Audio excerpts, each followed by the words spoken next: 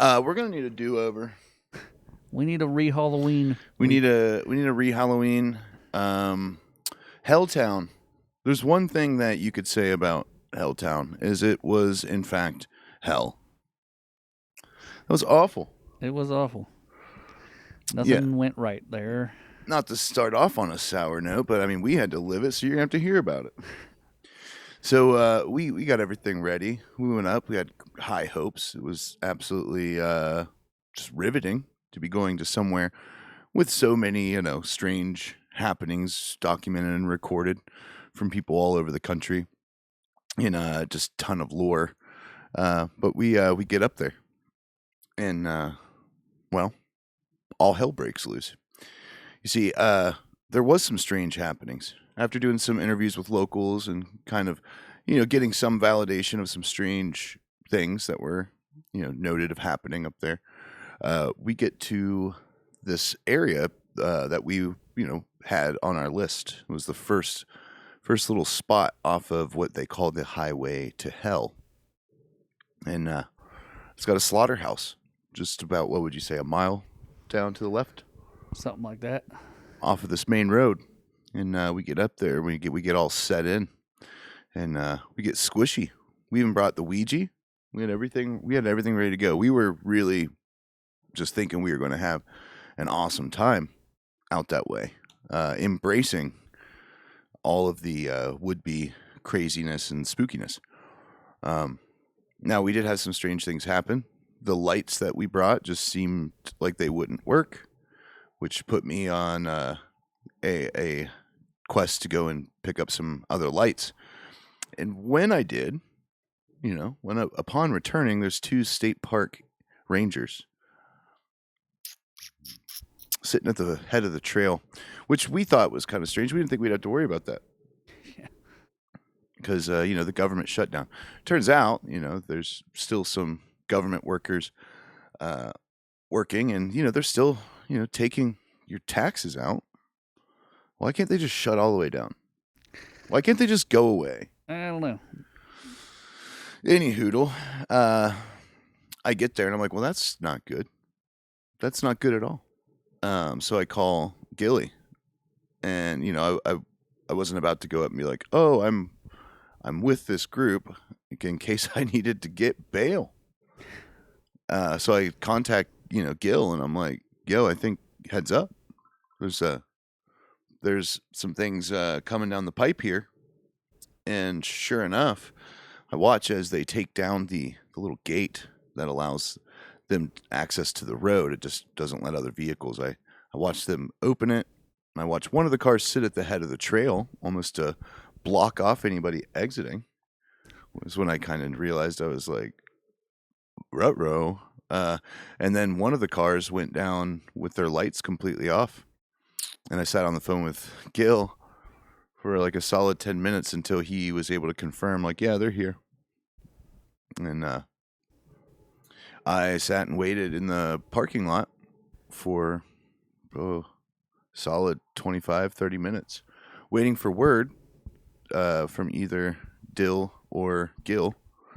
And by the time I did, I was made aware that our operation had been shut down. Now, it's not like we didn't do our homework. It was a 24-hour park. You're allowed to be in there 24 hours. And they said that it was because we were in a building, and it's because there was blankets in there that showed intent to stay the night in one of the buildings. So we were trespassed from the building, not from the park. And our entire night was pretty much shut down. Yeah, which was a massive bummer and cost us a lot of money just to get up there and do nothing. And then, Gilly, you want to share your firsthand experience with these Rangers? I mean, got kicked out of there. Kind of looked for anything to get over on us, and yeah. So. Yeah, it's not like we come up there with a whole bunch of illegal stuff. We're up there to do a job, So as they searched and looked for any reason to pretty much line the coffers of Ohio in that national forest, they didn't really find anything. So we're pretty much just given the reverse Uno card, and yeah, it was a whole day, a whole month worth of planning, and a whole days of driving.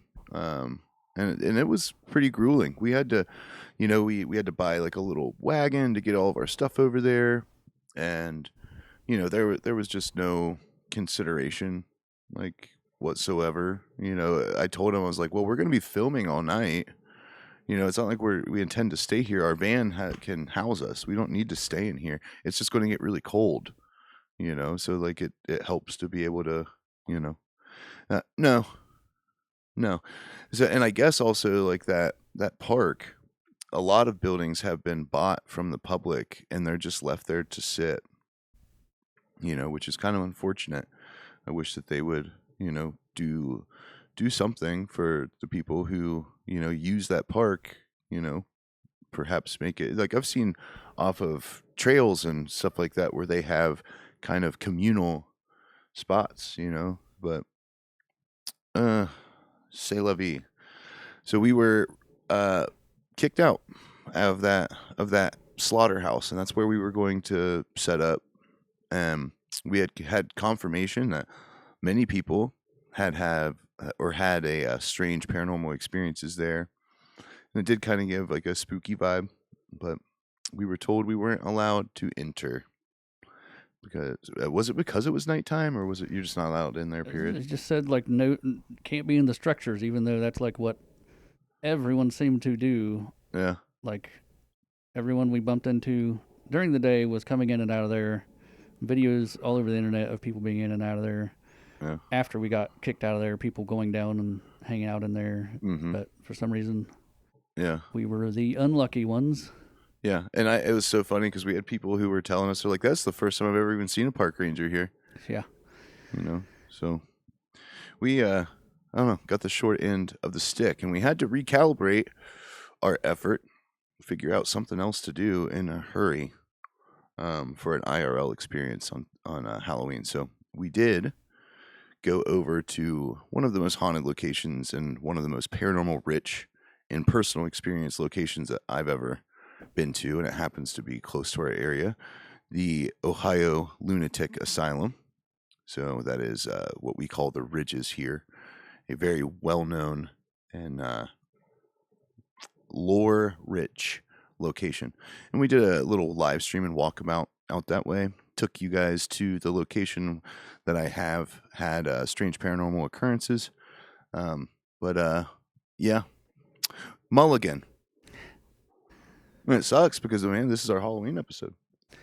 Yeah, need to, yeah. Yeah.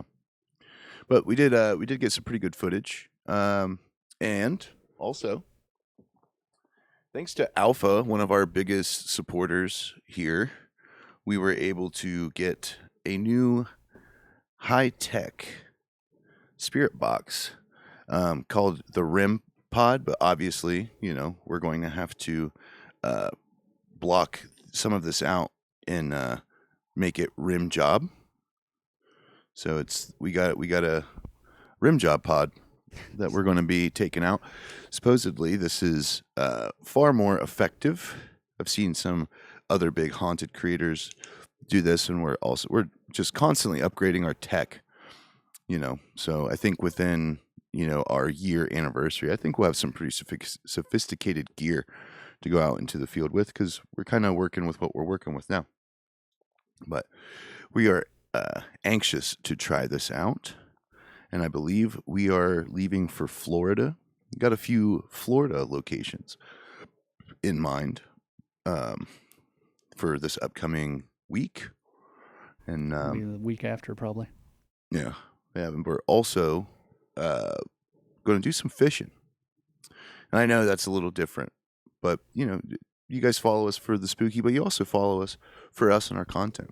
So we're going to just be taking you guys with us on, Lord, I hope it's a vacation. Like we could use it. We've been fishing twice this past year, twice. So we are really looking forward to going down and just making content. We're opening ourselves up to the world of skits and all sorts of other stuff as well. So we're going to bring you guys with us on that. But so while you're watching this, if you wonder why Helltown was short-lived, well, now you understand. And we would have slugged it out all night there, but we were not allowed. So apologies for that. We're going to show you the content we did gather from there before we switch gears and go over to the Athens Lunatic Asylum. But this is the last opportunity you guys will have for this month's beautiful Near Death Diary podcast t-shirt featuring one of our favorite images that we have here, me and Mr. Fog Gilly, but deleted. These will be getting sent out at the end of the month, finding their way to the recipients who have donated in the super chat. That's right, guys. If you are new here, every time we do a premiere, we are down in the chat. You can go down to where the comments are, swipe left, or is it right? Try swiping one way or the other. Yeah, I think it's left, but I think it's left. It's going to open up the super chat, and you can join us. There's a big community that shows up every Friday to be down there in the comment section, in the live comment section, get to know one another. There's been a lot of people who have become friends outside of that comment section in real life, which is beautiful. It's a beautiful thing to see everybody find friendship via our podcast, via our content. We absolutely love to see it. Now, if you guys would like to support us, you can go to Deadeye Two Tongue 740, join our blooming and growing Patreon. Our paid tier members get taken on some of these live hunts with us. They get behind the scenes, they get all sorts of stuff, and you overall get content that you don't get anywhere else on any of the other apps like TikTok and Instagram. You can follow me and Cody at those links right here on both of those platforms, but content that you don't get elsewhere. And also, if you join our paid tiers, you get a discount for our herbal supplement company, Hellfire Holler. Now, we do have to say that we intend on being gone for 2 weeks, so shipping will slow down for that 2 weeks. We're putting that out there now to try to get ahead of the avalanche of emails. Where the hell is my stuff? So you can still put in orders by all means, but just know that it's going to take us getting back. We are the entire operation. The entire op is just me and Gilly. So whenever we're out of town, well, that limits our ability to ship. Would we love to change that? Yes. Yes, we would. We are still gathering the funding, though. So we appreciate you guys and your patience. Now, if you don't mind hitting that like, subscribe, and notification button, that it's going to be a good way for you to stay on top of everything that we post. I think posting schedule might change now that we're going to be heading on a 2-week vacation. More than likely not as structured within that first week of being there because, we can't. All of our gear's back home. So just be prepared for more of a IRL content uploads. I hope you guys enjoy that. Doing some fishing, some catching, some cooking, just shenanigans.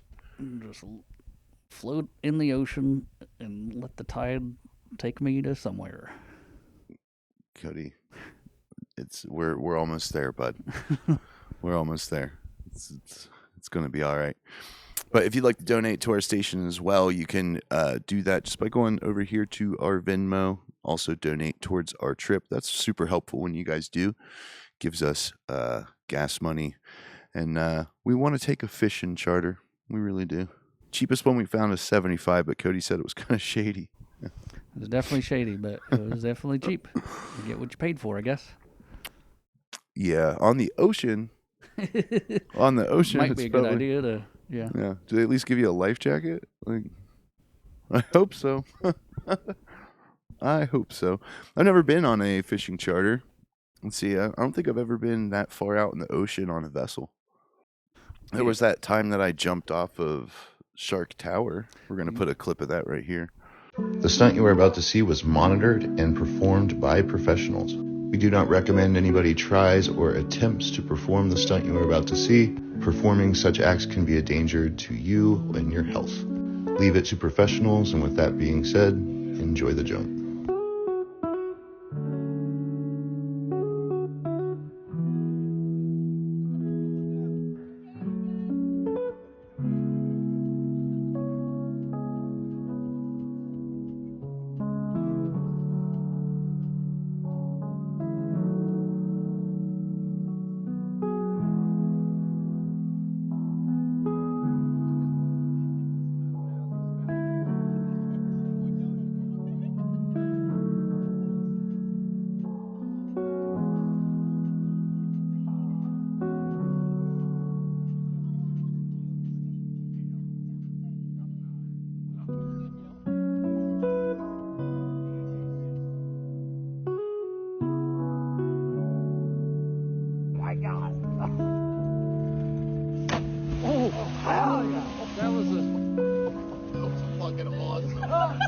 That was cool as shit. Fuck yeah. But there was that time I jumped off of Shark Tower. I mean, that was shallow. That whole thing underneath us was like 7 foot deep. Yeah, and you can. It's different when you're out there and you look in any direction and there's nothing.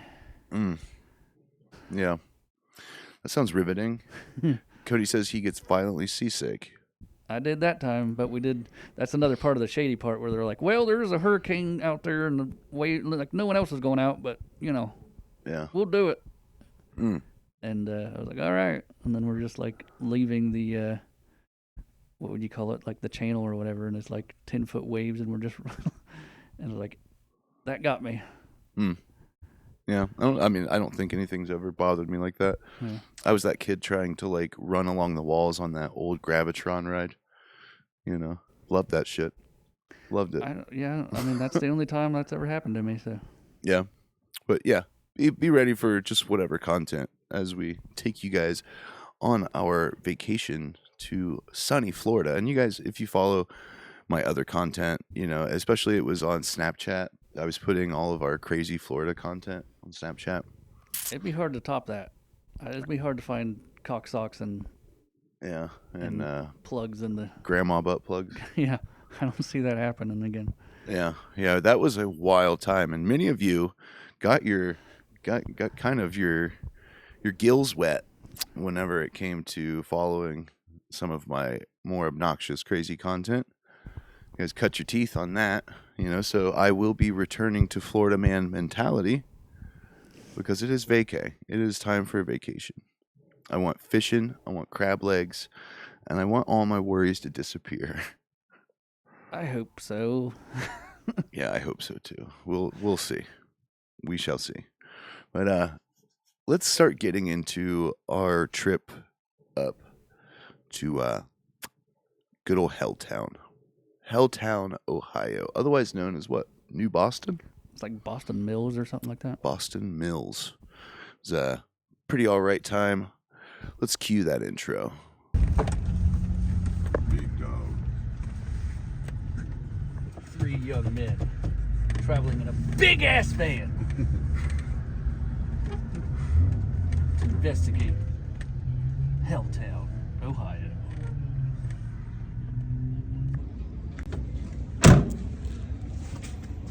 Look, Wedgie. All right. Only place to get this, hellfireholler.com. Nice plug. Right here. A little farther to the right. There you go. There it is. Oh, the ghost bus.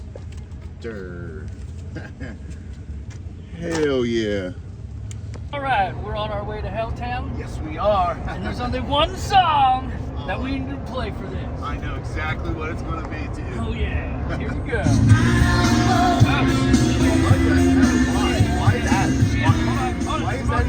Why is that even? Don't worry about it. It's the wrong song, obviously. But why are you listening to it in your spare time? Obviously.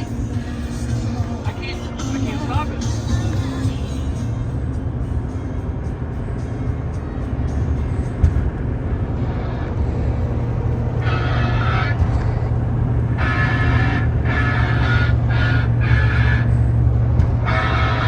Oh yeah!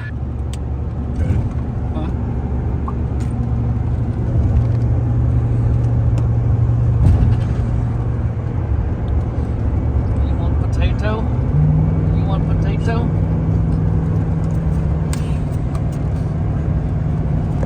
Take a second! Take a second! And that expressed concern over the destruction of our forests. In response, President Ford signed legislation in 1974 that enabled the National Park Services to purchase land and use it to create national parks. On December 27th, 1974, hundreds of acres of land, including some within the township of Boston, were officially designated a national recreational area. Many people did not realize that the legislation gave the federal government the power to use the right of eminent domain to acquire land from private owners in order to clear way for the national park.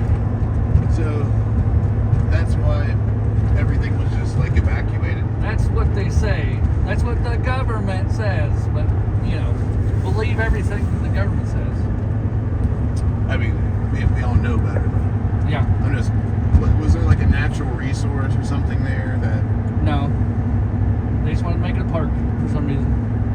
But Since when did they do that? one of the conspiracies is that there was a chemical spill there. It was fucking up everything.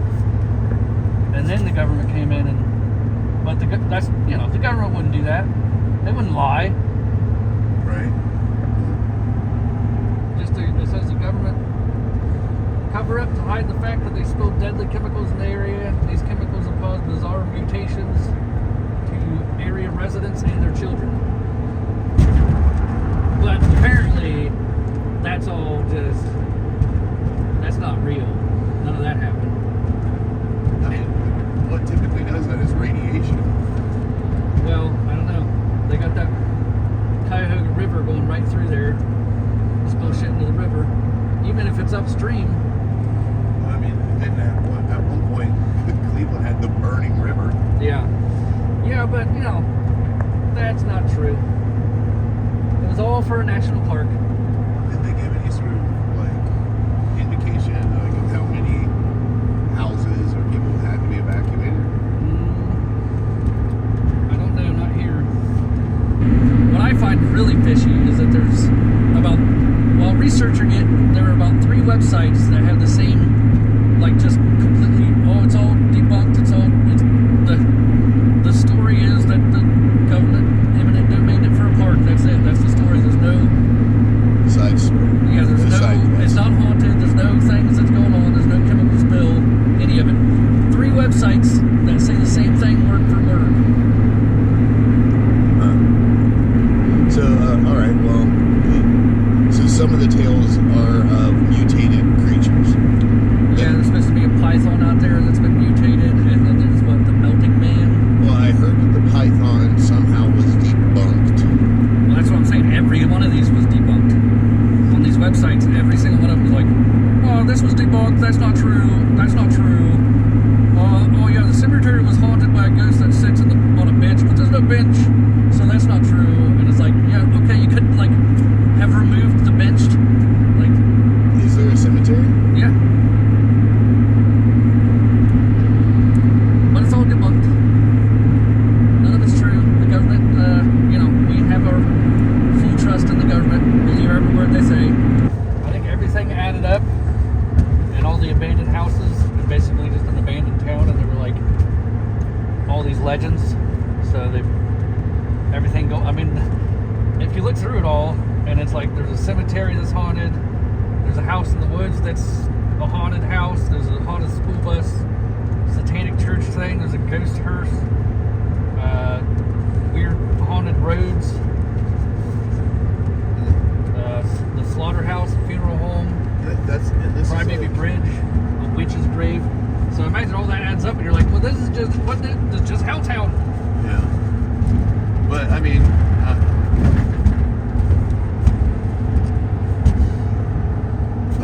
I can't help but feel like maybe that government thing ties in a little bit. It's they don't want a lot of people roaming around there. But is all of that concentration it's kind of spread out a little bit.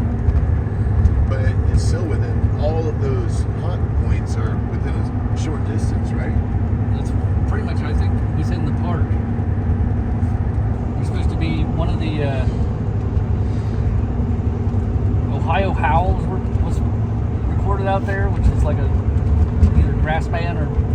Sasquatch call. And then there's sightings of skinny, pale creatures out there. That's why we stay strapped. T-shirts, hellfireholler.com.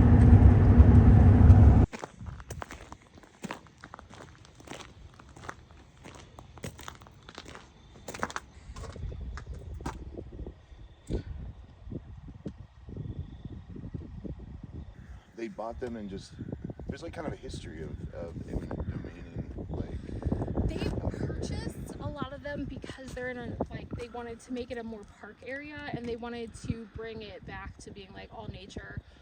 Because like the Stanford house over that way. Oh, also, if you didn't know, there's like a little small cabin back there too. If you haven't seen it, you can see it from the road. You can go back there and look at it. But like the Stanford Inn and stuff like that, like they were trying to upbring this general area, but they didn't do it well. They didn't plan well because it gets flooded. This road used to flood. It used to run back in like the 1920s, 1930s, I want to say. Yeah. But it would constantly get flooded and eroded and stuff like that. So they finally just closed it off. And then that's when everybody started making like Helltown references, because the road just abandoned. It was just abandoned. Houses started getting abandoned. This road was filled with houses way back, probably over 20 years ago, because I used to walk this road. Yeah, we were actually able to Google satellite like old imagery, like, and we found, like, you know, I think it was all the way back in like 06 or something, like there was still structures and stuff, and then as like we looked year after year, they started disappearing. Yes, they started tearing them down. A lot of the houses, just in the general like CVNP, haven't been knocked down all the way, but you can find some really awesome houses. I call it the fairy tale house. I actually don't know what road it on. I was trying to find out where it was, but it's really cool. They have like, is an old cabin basically that they made into like 2 apartments. It looks like a fairy tale house because it's on top of a hill, covered in vines. It has like old stoves from 1930s still in there. Like the bathroom is like barefoot claw tubs. Barefoot? Yeah, barefoot. And you access that, you access this by going through this main road here, and then this building, or the fairy tale house, no, I don't know what road it's on. This is just going to take you into the park. There's trails there, people walking. It'll take you to the Brandywine Falls up in Twinsburg, so you can walk all the way through up there, and that's you can get to the barn, but that's the only thing that's back off this road. Okay. And then the abandoned houses, those were those are just like kind of everywhere on here. But you're not talking like in this vicinity. You're talking like if we go down. If you start driving down down more towards the valley, there's a lot of abandoned places in there, like off of by like Ira Road. I'm trying to think of like Akron Peninsula, places like that. Cool. So, but you don't have like, there's no local stuff that you've heard since you were a kid. Nothing. Just Helltown. Just Helltown. Yeah. And what did you hear about Helltown? Oh well, Helltown was supposedly that the government started buying all this land and nobody knew why, because like something was contaminated, and then all these people started disappearing. And then all of a sudden they closed off the road, and then there was a school bus that was found back in the woods, and some like crazy school bus driver kidnapped these kids and drove them down this abandoned road and wrecked in the tree and like killed them all. That's basically. But was there a bus back there? Yeah, it was. Or not right now. There used to be a bus back there. Yeah, we found it on the GPS. Yeah, I was gonna say there used to be a as bus. we went back through time, like we found it was a little like, looked like a tic tac. Yeah. So we were going to try to geolocate where that was, but now looking at this underbrush and all this willow and smilax and I remember you're like, why don't we just walk that way? And it's like, that looks like it's. I feel like if you look, Helltown. this all used to be Helltown. Most of the houses were up this towards like that way on There's this a couple road. of telephone poles and stuff still, like you can tell Yeah. like where the houses were. Yeah, and like driveways and stuff like that. You can still see the remnants of that stuff, but Yeah, they clean most of it out. It'd be Unfortunately, a controlled burn would go really far, like, you know, and Control. like, my lord. So trying to, just while we have locals, because we might not run into anybody else that's willing to talk. You guys don't look sketchy at all. It's fine. Yeah, well, we get that a lot. You know? I mean, we must look like we're okay with that. But you guys kind of looked. I was like, well, We kind of look sketchy. dyed hair, tattoos, and stuff. I was like, oh, these are my kind of people. right? Okay, so we actually heard conflicting stuff. We heard about the school bus, but we heard several different accounts. Like it was like an axe murder, and then escaped lunatics, and There were like 3 different versions of the same thing. Just 3 different versions. The lunatics was the thing. The school bus driver. Something about the land being contaminated, and that's why the government wanted to keep it hush hush and buy it. But really, it's just because it flooded all the time, and they wanted to make it a national park. So, do you know of what could have contaminated it? Like, Oh no, it was just always that something was contaminated around here. yeah, we were like, is there an old chemical factory? No, Like, well, like I said, there was the Jate paper mill, but that hasn't ran in forever, and I don't even know how to, like, what direction that would be from here. yeah. It's by the the ski place. Okay. That's all I know. Yeah, we saw that on the GP, the map too. If you go towards that way, you can definitely see like they still have some of the old like Jade like housing structures that are still there, which are pretty cool. You can't go in them because they're part of the park now, but there's still a whole bunch of structures there that you can see. And that ski lift thing is still in service, like they. Yes, the ski lift is because they still use it. Yeah, Boston Mills and Brandywine. That's what it is called. I'm like, I don't know what it's called, but that's still in service. Yeah. Right on. Okay. Well, what was your guys' names? Do you guys want us to blur your faces by chance? Oh, I don't care. No. Do you even want your name don't to be on care. there? I'm gonna say my roller derby name. I'm Wes Craven Brains. I'm Valkyrie. I'm from your local roller derby That's team. what's up. Yeah. We have Actually, to plug it.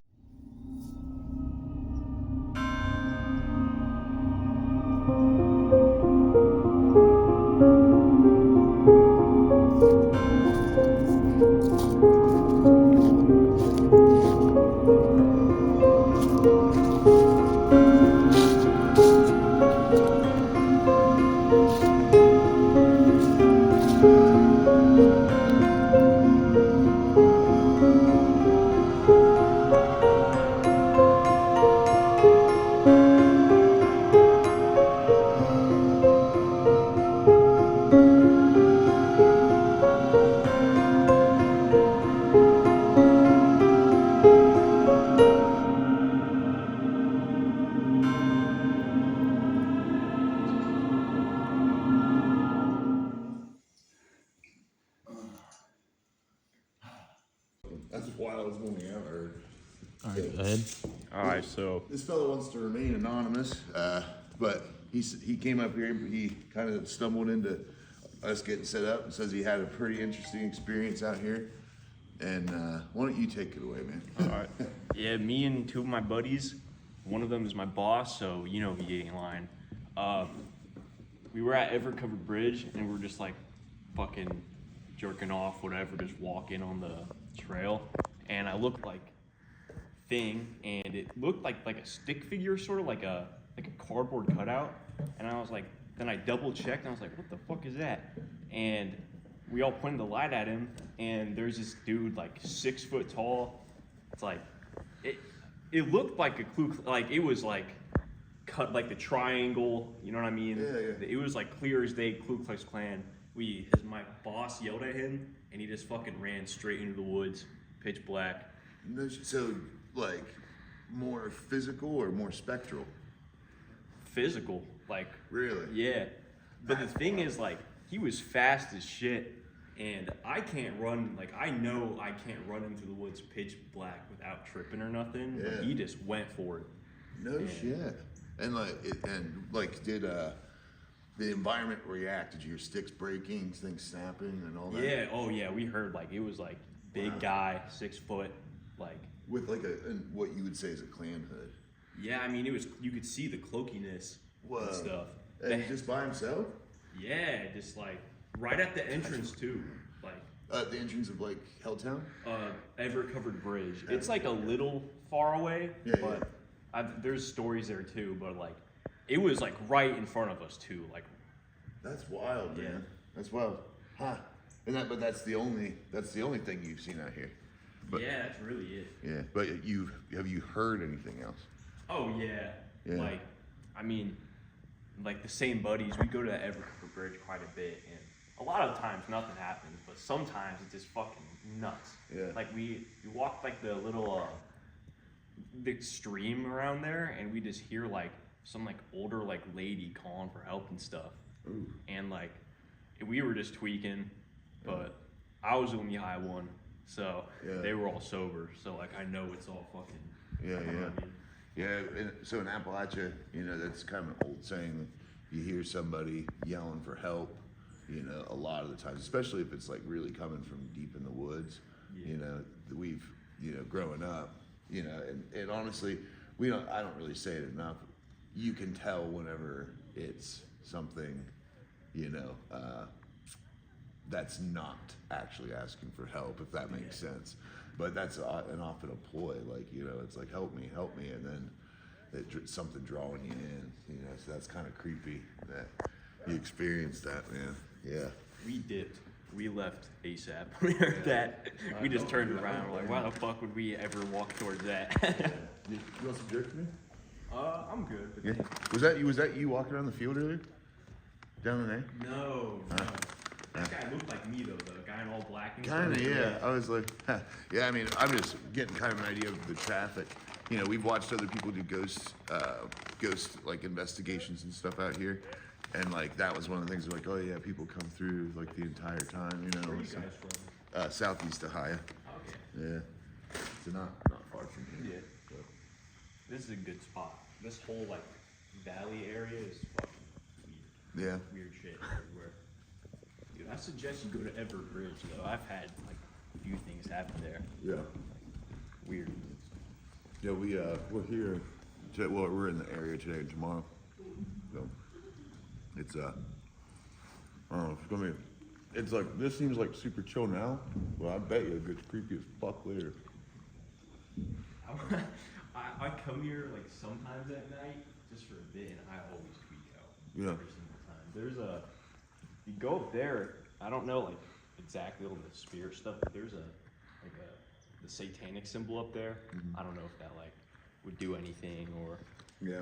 In my experience, it's when people put intent behind it. Yeah. You know what I mean? Like people like can definitely open ship, and bring stuff forward. Like, but oftentimes it'll kind of follow them around. You know what I mean? So, yeah. But what moon phase is it tonight? Do you know? It's not a new moon. It was a new moon the other night. I was wondering how much moonlight's going to be hitting that field, because that's going to be a sight to see. What's up? How's everybody doing? So we've got a bit of stories to tell you. I think we need to not face that in our eye. Here, wait. There, Yeah, there we go. at least some So you can see. we is that a light? No, it's your light. So we had a rather unfortunate, hi Tara, how's it going? Incident happen. We had all of our stuff and gear in the slaughterhouse, and somebody must have saw us in there. Yeah, we're in one piece. And for the, we had the park rangers come in and yeah, tell us that we couldn't be in that building. So we've just had a shitty day. We drove 3 hours, pretty much just to, uh, yeah. So Well, and all the cars casing us in the parking lot. yeah, and that's the other thing. We didn't really know what to do because we've been getting cased. Um, there's been trucks driving around the parking lot. There was a guy who came into the parking lot who was like, he drove around us twice. And then the second time he stopped and was like, "Oh, is this Helltown?" And we're like, "Yeah, just go through there. That's the road to hell right there. That's what we're on currently." Dylan is cleaning up our food back at the van. Um, but yeah, we were sitting in the parking lot, and this truck drove by us once, and he did it real aggressively, and then he came back through again, but like 2 hours later. And that's when he stopped and was like, "So is this Helltown?" And yada yada. And I had small talk with him. Hi. Hey, Ashley. Sorry, it's super cold. And the second time he stopped and asked us if this was Helltown, and I explained to him, and he was like, "Yeah, you know." Um, and after acting like he had no idea what Helltown was, then he started being like, "Oh yeah, as a kid, I used to go out there and hang out at the old slaughter bus." And I was like, "Huh? You just told me you didn't know what Helltown was, like, and you didn't." So that was really super weird. And then once I had let him know that I was armed, he like without hesitation, like full throttle, like just gunned it. So I was like, "Oh, we're getting cased." Like they're looking at our van, like trying to pretty much get into our van. So we've just been kind of like, what the fuck do we even do? We can't leave the van, like, sitting there because I feel like, what the fuck was that?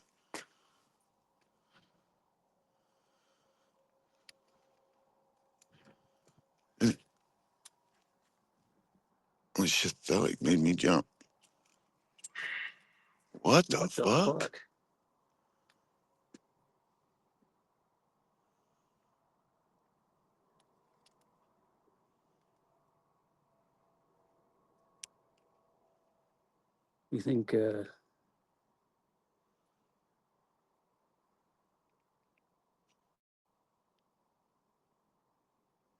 You think Bobcat? Dude, that sounded crazy. Sounded fucking Ugh. evil as fuck coming out of there. Yeah, we thought there was no park rangers too, but there was two of them. And then when we talked to locals, they were like, "That's the first time we've ever." So we're like, "I wonder if they saw our social media." Just knew because what ended up happening was something weird. Like we got to the slaughterhouse, we started setting up, and all of our lights wouldn't work. Oh, did you see that flash? Where? Yeah, I'm looking behind us. It almost like looked almost like heat lightning, but like Oh, it don't make no sense. Um, yeah, we're safe. Yeah, uh, you know, always packing. Um, but yeah, we had that guy drive off, and that was super super sketch. And he had like a couple pit bulls in his back seat, and the guy sitting next to him, I couldn't help but notice he was just like really just like giddy, like almost laughing. Like it didn't really make much sense, you know. But anywho, um, whenever I had to leave to go to Walmart to get a couple more lights because ours just weren't working. And when I got back, I saw the two park rangers sitting in the. You know how much colder it gets through here? yeah. I'm like, geez. So I noticed the two park rangers sitting, and I messaged and called Cody and was like, "Yo, they're like, because there's this little thing that makes it to where you can't get through. It's like a pole in the center." And I was like, "I think that they're like coming through the gate. I think they know where you guys are." So I was like, in case I got to get bail, I'm gonna sit here at the van, and they turned their lights off, and I watched them go through that gate, and they drove up this road with their lights off to get up to Cody, and yeah, um, Cody was like on the phone with me, and he's like, shit, they're here. I gotta explain this to him, and yeah, fucking, uh, they did. They found them, and then Cody, uh, was, nervous as shit whenever they got to him. And they're like, "Are you armed?" And Cody's like, "No, no, no." Well, wait, yeah, yeah. And they hit him with pretty much lying to the park ranger enforcement. So then they took his firearm, and he's got to come back to Cuyahoga to get it at an unknown date, which might interrupt with our fucking vacation that we have scheduled for next week to go to Florida to finally do fishing. So, Helltown? Yeah. Fuck yeah. This is totally hell. Absolute hell. But yeah, wanted to hop on live and just because we should probably explain. So I think tomorrow we're just going to take what footage we did get, and then we're going to do put it in the episode. But I think we're going to just go up to the ridges. We're not able to get into the ridges, but the ridges is there's plenty of terrifying stuff. Droopy vibes in the streets. Yeah. Like this like little walkway and whatnot has an energy to it for sure. Like going off the path. But yeah, we are going up here because I think my plate carrier fell off of the wagon. We're gonna try to retrieve it. It's up by the barn that we were trespassed from. Now get this shit. This park is 24 hours, no issues. You could be here 24 hours a day, but you can't be in the buildings, in which some locals have like told us that they bought up all these buildings and just letting them rot. And it's like, so I think people come out here and they try to like seek refuge and be warm. That's like and get warm, you know. And yeah, they don't let people. There's nothing to suggest to anybody that you're not allowed in the buildings. Like there's no markers, like there's no signage. Check around here. Uh, fuck. Looking for my plated vest because it didn't make its way back with us. I took it off to go to Walmart, but yeah.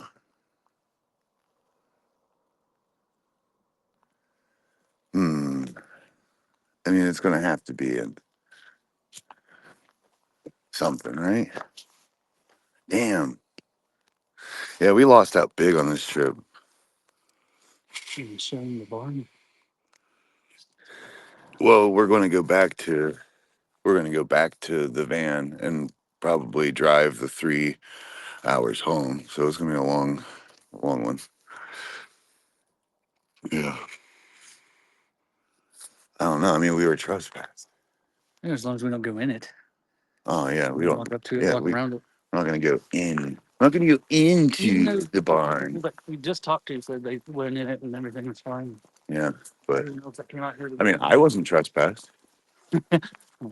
I was in the parking lot. But it's actually not even a barn. It's an old slaughterhouse. And like you can see like the machinery, like some, of the parts of the machinery and such. Creepy. It was in all of my Snapchat videos today. The land is national forest. So technically the people own it. But you know how they like to tell us what we can do all the way up until when we die, and then they tell our relatives how to bury us.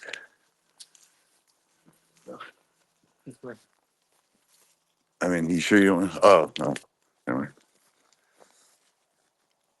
But we're gonna take you to the outside of it, in case the man is watching my shit. But it's kind of spooky. hmm That I don't know if did you guys hear the blood curdling scream as we were walking up here? I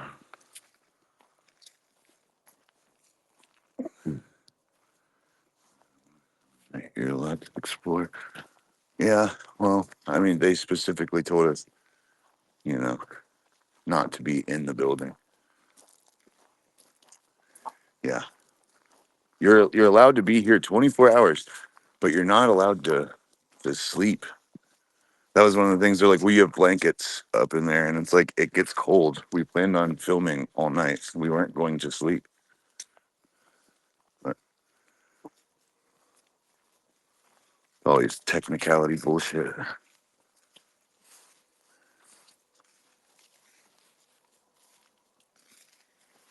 Yeah,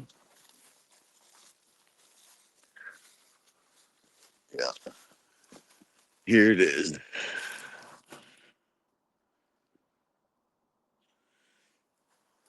I'm not technically in structure. Uh, yeah, that's where we wanted to do our live, and that's where It would we have been perfect too. It was all. yeah, that's where we wanted to set up our stuff. Yeah, there's this little spot over there where they kept the animals. It was like an old animal pen, and we were like kind of tucked up in there. And yeah, they're always power hungry. Sounding like a bird. Yeah, I mean it was. I don't know. We'll review the footage. It was fucking loud. It was like enough to make me like, you know. But we were gonna set up in that little nook because we brought our giant EcoFlow portable batteries that like gives you like a ton of battery life. Like you could run power tools off that shit for like hours. And we were gonna set up our heaters in there, and yeah, we were gonna like close it off and sit in there. And we had our Ouija board, and we were just gonna kind of bring it there and set it out and be like, we're not gonna touch it, but if something else is gonna touch it, we'll just sit it there. Yeah. I'm going to show them the basement. That looks pretty creepy.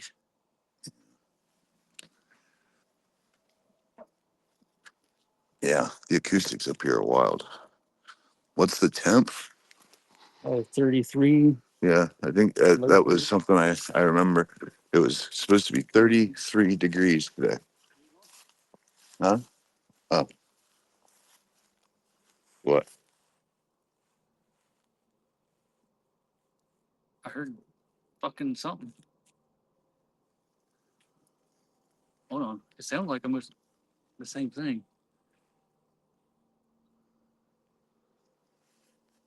What it is we're hearing? Hold on. I'm going to get it on video. Just get. Yeah, I know.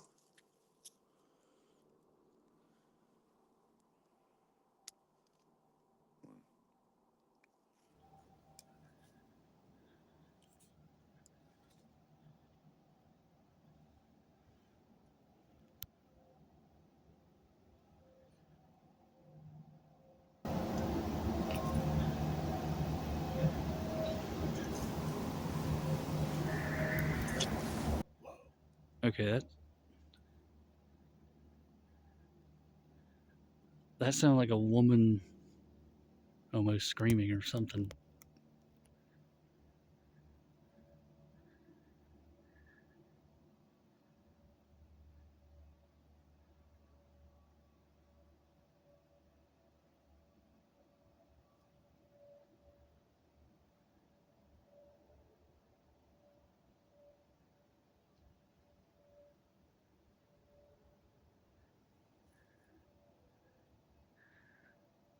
I don't like that because all that's out there is tall fucking grass and you can't see anything walking down the road.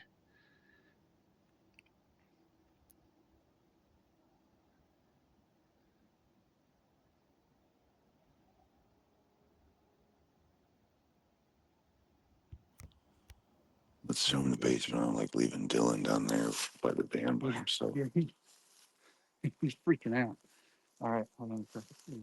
Yeah, Dylan has yet to, uh, I guess, become numb to this type of shit.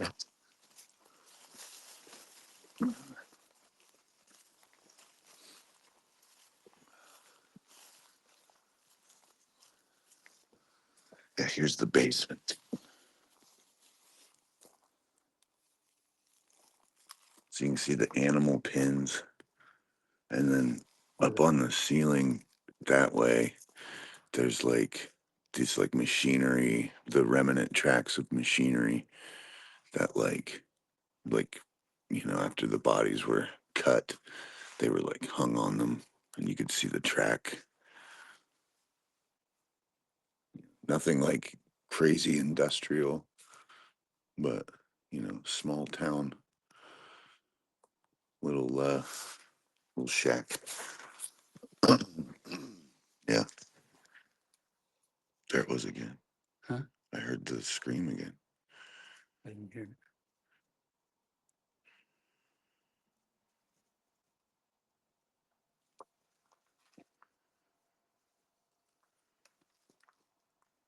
Yeah. Wish we could go in and do our, you know. Dylan is not strapped. Dylan has never shot a gun.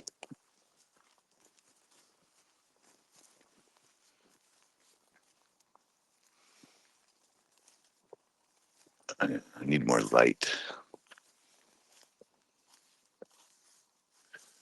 That's the way up. You hear that? I heard something.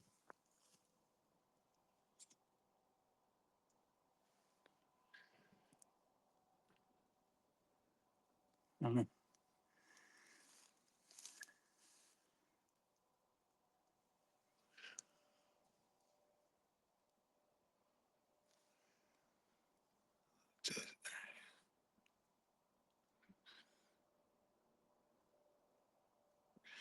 Yeah, I feel that.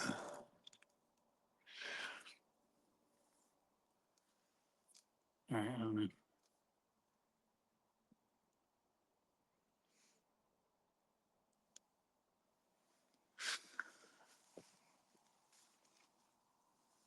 Here, take the point. I can't see.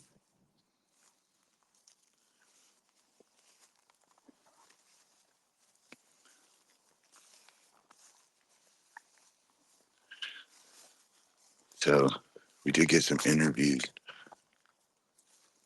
with people earlier. What the fuck is that? What is that? Mm-hmm. That sounds like it's like in the middle of the field we walked through. Yeah.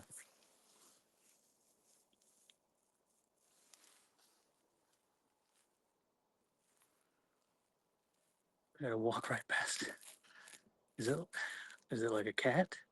Some sort of cat scream thing? I mean, that's fucking living for a cat. I don't like it.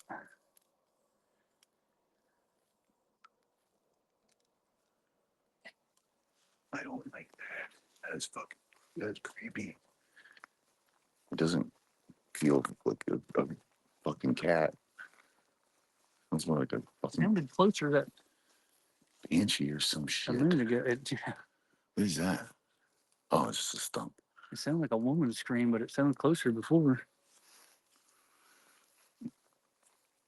Locals there can get trashy. Yeah, well, like the people who were casing our truck didn't look like they were bad off. Like, I'll tell you that. They looked like they had plenty of money. Like, could be from jacking other people's shit. Because the van's nice, like you have to look at it and be like, oh, I bet you they got some nice stuff.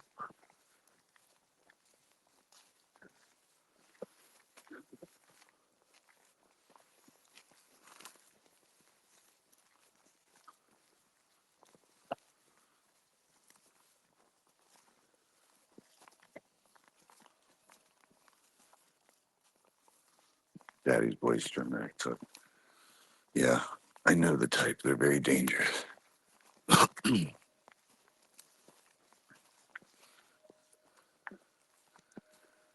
Well, my plate carrier seems to be gone. I made that myself too, damn it.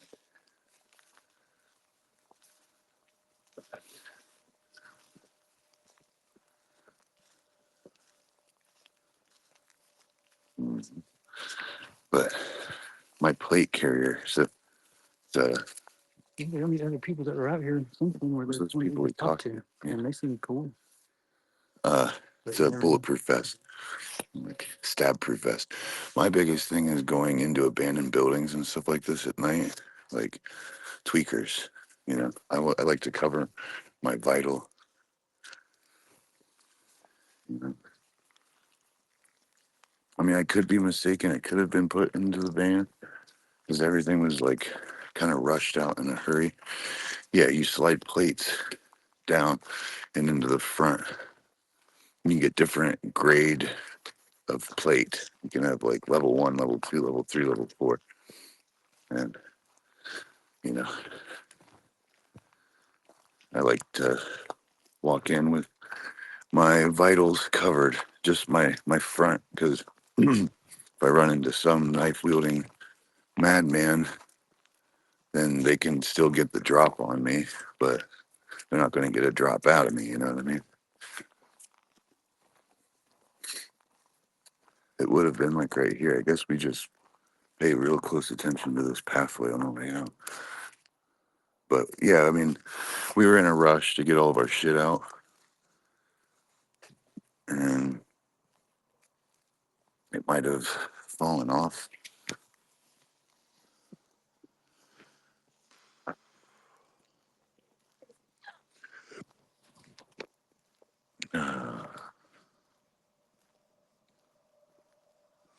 But yeah, so we're gonna do another um, go, and hopefully be a lot warmer. That's something we didn't really prepare for either.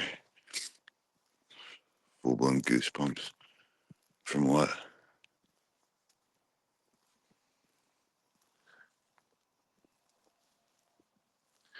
There's all these like markings and stuff on the road too.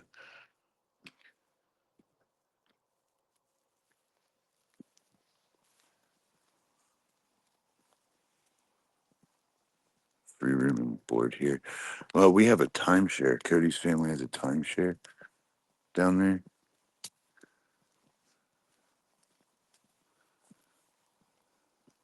But we appreciate that. Yeah, maybe have a like barbecue or something at some point because we'll be there for like almost 2 weeks. But now it's all depending on whether or not Cody's got to come to Cuyahoga, come back here. So to get his gun back,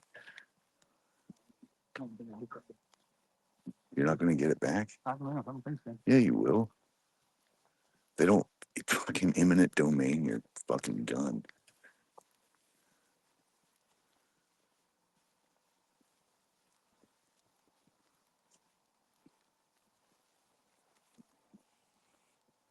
Let me see here. We would like to go to Salem, but we heard it's terrible, terrible to go to during Halloween. It's like turns into like the Mardi Gras of like the Halloween world.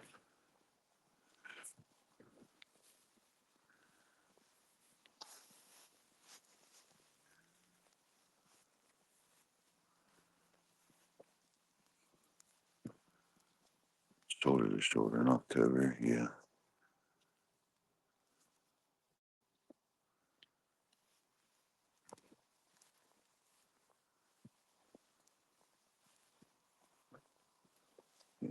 This road, I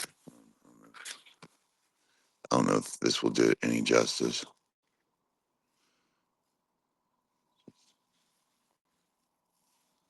Infinite dark. Show him this way. Yeah. There's just like a weird stillness. Like like you can hear the highway on the outside of the oh, that was my reflection.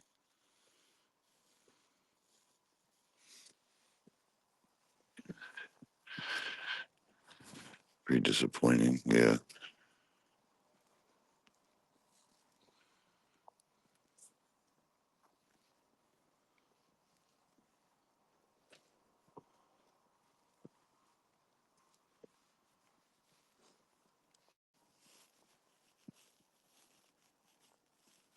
there's more.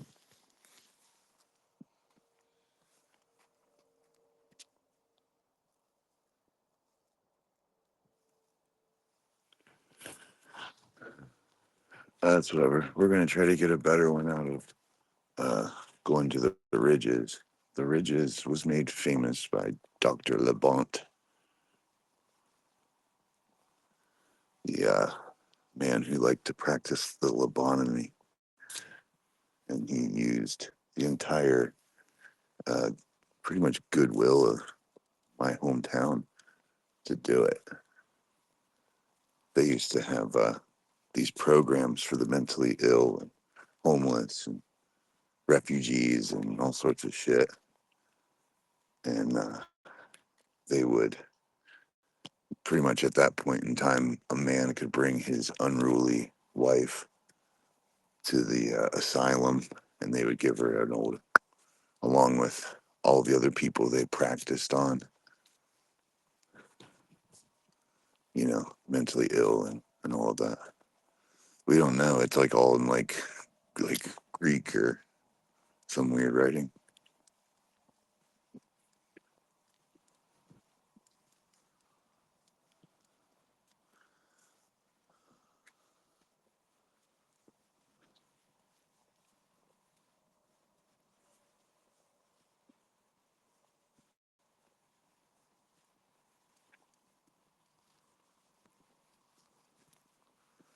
I'm afraid that I should drop this and then somebody picked it up. So the strange thing is, we had these people and we got an interview with them. This guy came up earlier and said that like there's like a lot of reports of like the tall, gray, lanky thing that keeps popping up in stories and stuff. There's a lot of reports of that, but this guy said that he saw something really, really similar to it. And it was like, he said the best way to describe it is it looked like a clan member.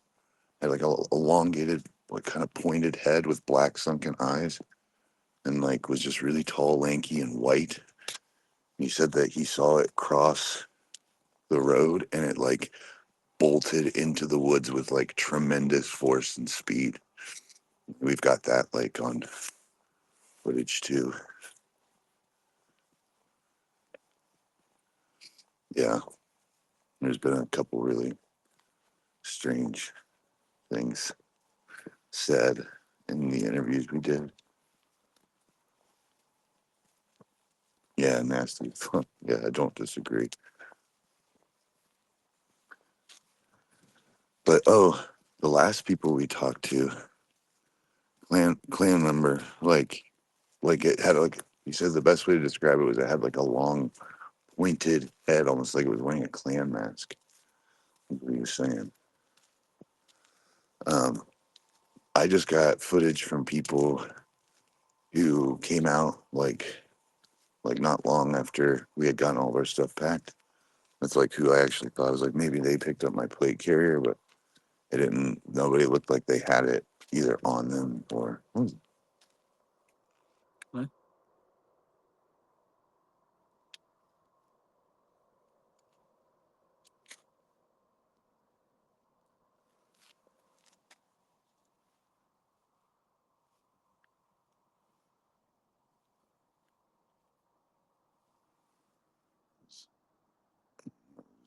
Sounded weird.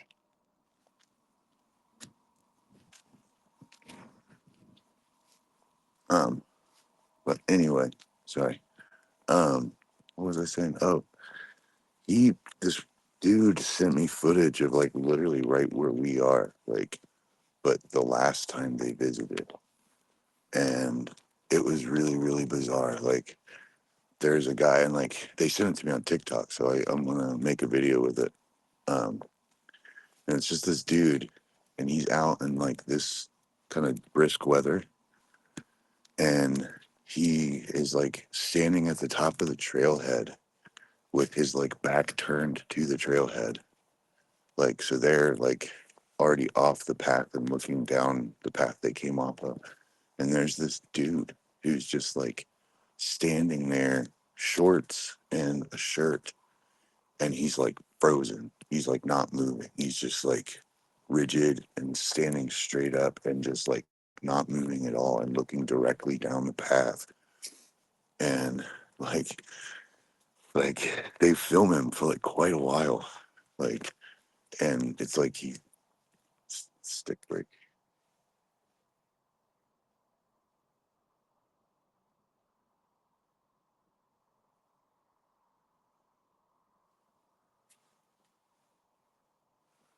Uh he's staring directly down the path, and they film him and they film him and they film him and he's not moving, and then just out of nowhere he just like dead sprints into the path and down the path until he disappears into the night.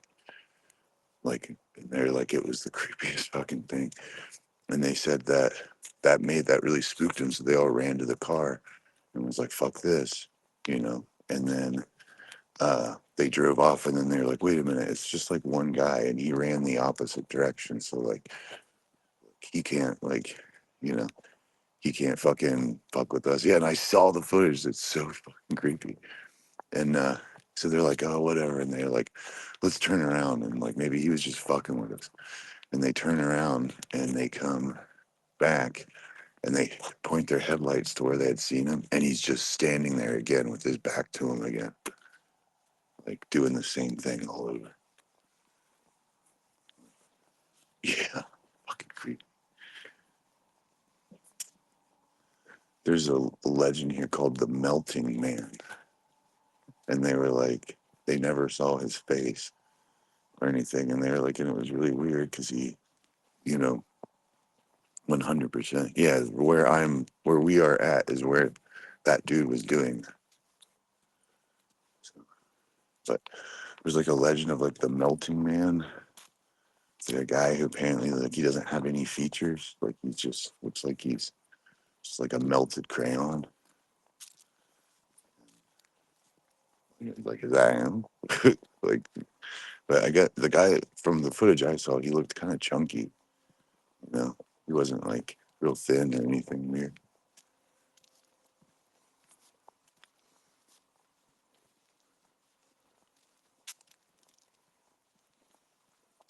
Almost to the top of the trailhead now, where that guy would have been standing.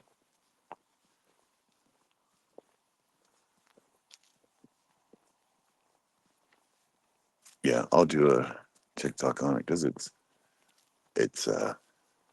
original footage. It has not made its way onto online yet. So the people who we talked to were like pretty adamant and like adventurous, you know, ghost hunter types. So you know, mm, possibly. Yeah, the one that sprinted was junky. He was on the junky side of things. I don't know what it is about walking through there, but like, man, do my hands lock up like ice walking through there. It's happened each time. That's what I'm saying, Faye. Like I can't help but like it feels like way colder. Like when I was up by the barn, it wasn't a big deal. But it's like walking that road that everyone calls the road to hell. Like my hand, like this hand, is just like fucking to the point to where I feel like it's just ice.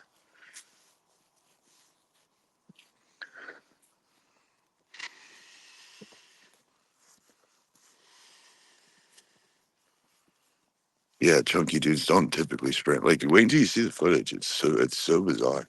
It's so weird.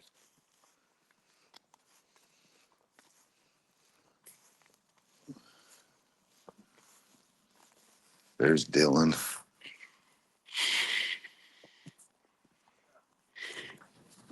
What up? Dude, yeah, the scream. You heard it?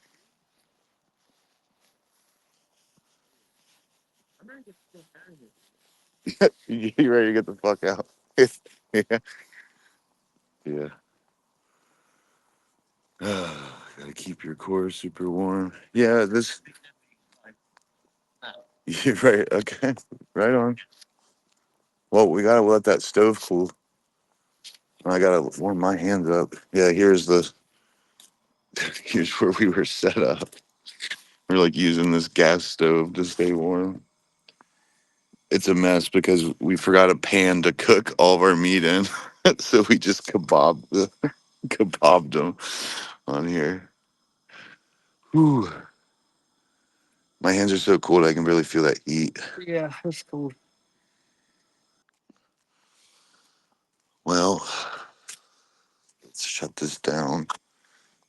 We have a super long drive, and then we have to pretty much take all that energy we had for tonight and apply it to the ridges, which I've had more paranormal experiences at the ridges than anywhere else. But that's also where that dude got possessed in front of me. So I'm like, tomorrow we better be really, really on point, Mr. Gilly, because I don't want to have to, beat the shit out of you, possessed you. Like I'd be crying the whole time.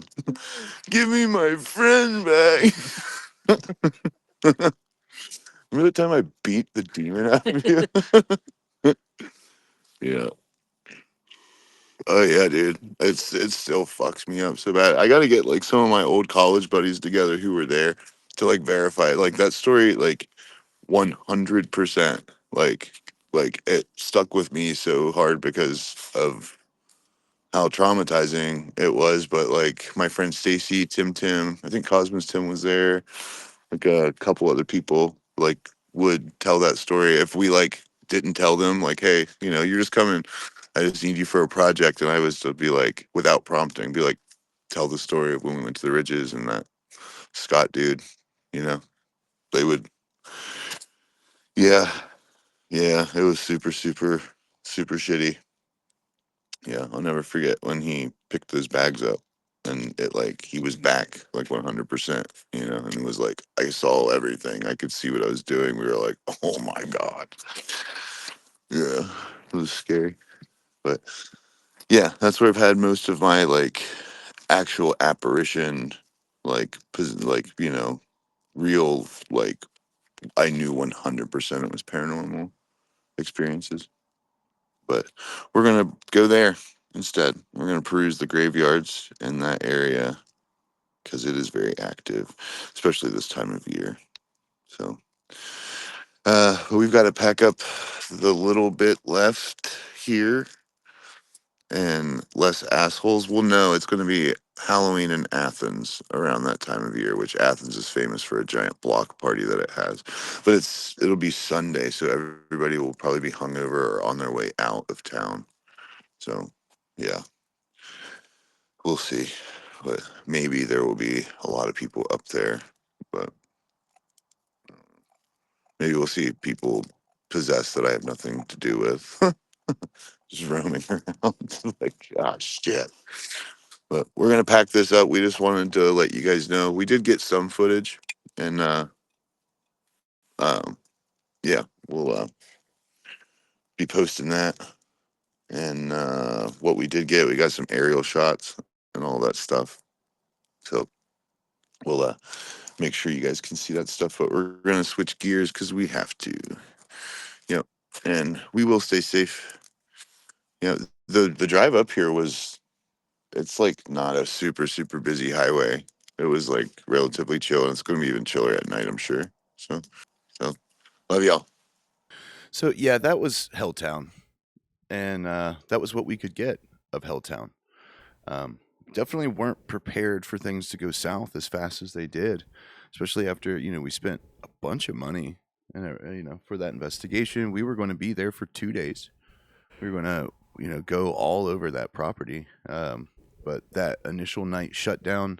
Realizing we wouldn't be able to gather enough content with one of the nights already being Fubar, we were like, well, we need to go figure out an alternate path because we promised a Halloween episode, but we're going to do our mulligan, and yeah, we'll let you guys know. But yeah, that was unfortunately our adventure to Helltown.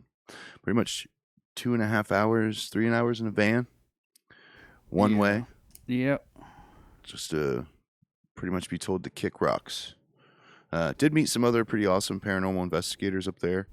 There's people who really enjoyed, the paranormal stuff, who sent me some footage that I've still yet to like go through and make a video from. But they were pretty neat. I'm going to be making a TikTok video on some of the footage they've captured. Now, I do want to just touch on the one element that keeps popping up like more and more throughout social media and like even on this channel.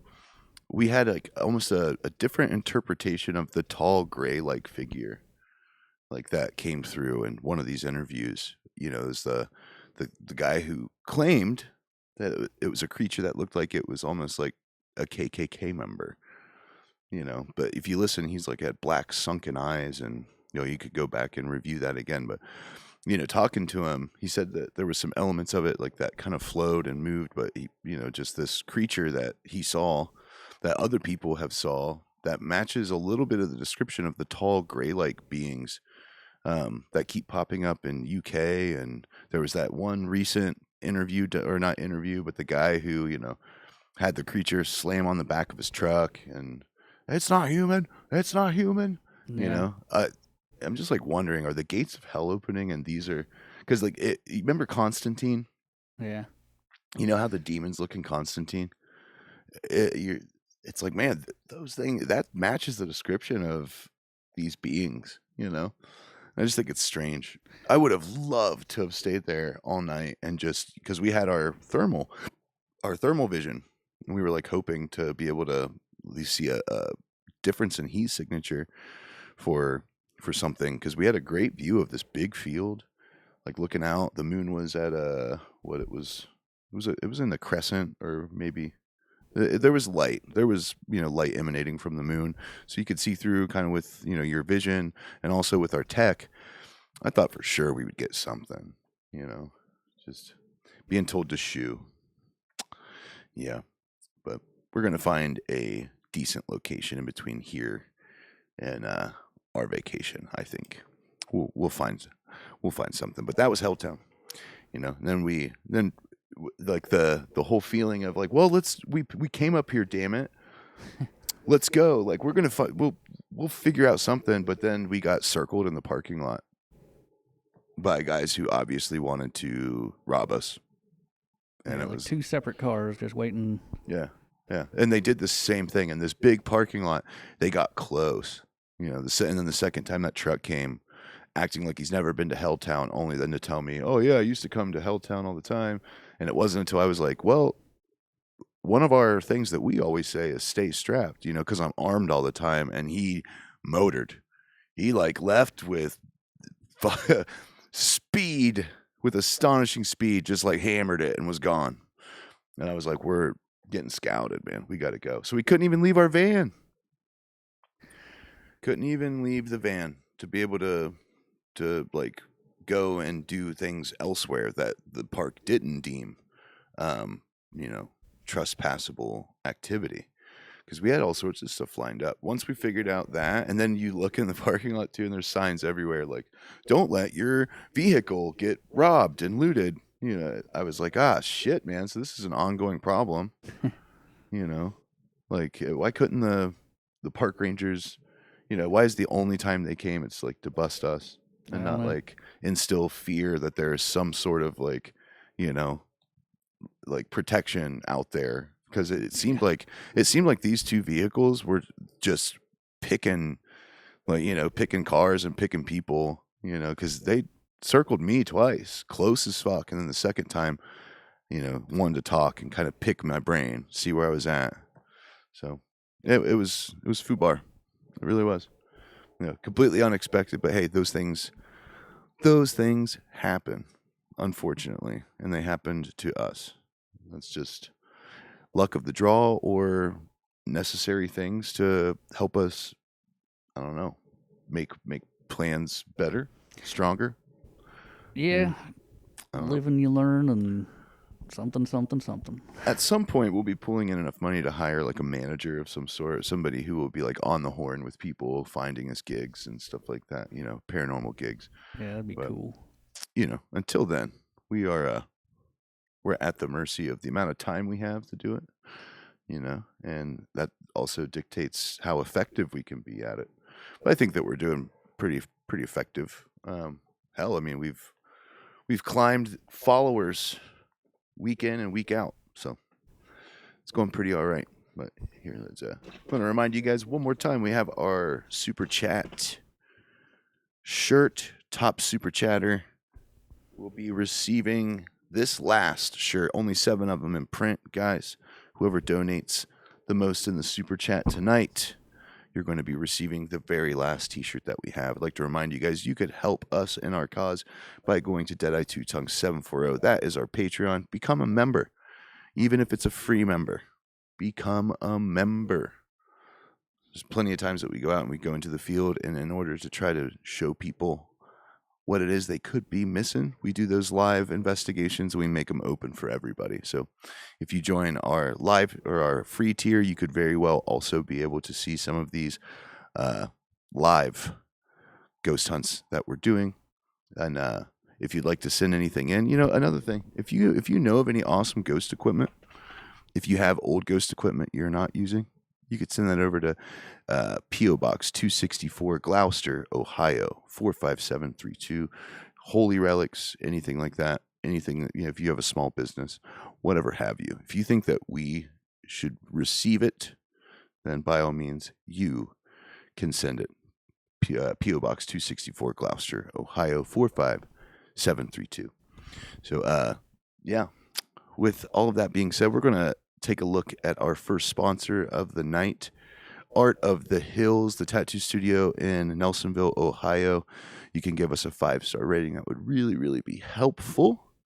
And go check out some of the work. If you're ever in the Ohio area, Southeast Ohio area, you can book a tattoo with DJ Chan or myself. And you could support us and that small business over in Nelsonville, Ohio. Art of the Hills, take it away. Some phenomenal artwork with some phenomenal people.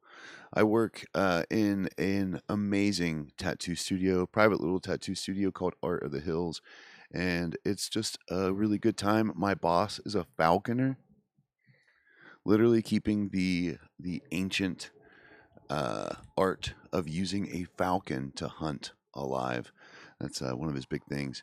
And the former apprentice, Miss Chan, she is absolutely amazing coming up. She's got her own unique style in the way she goes about stuff.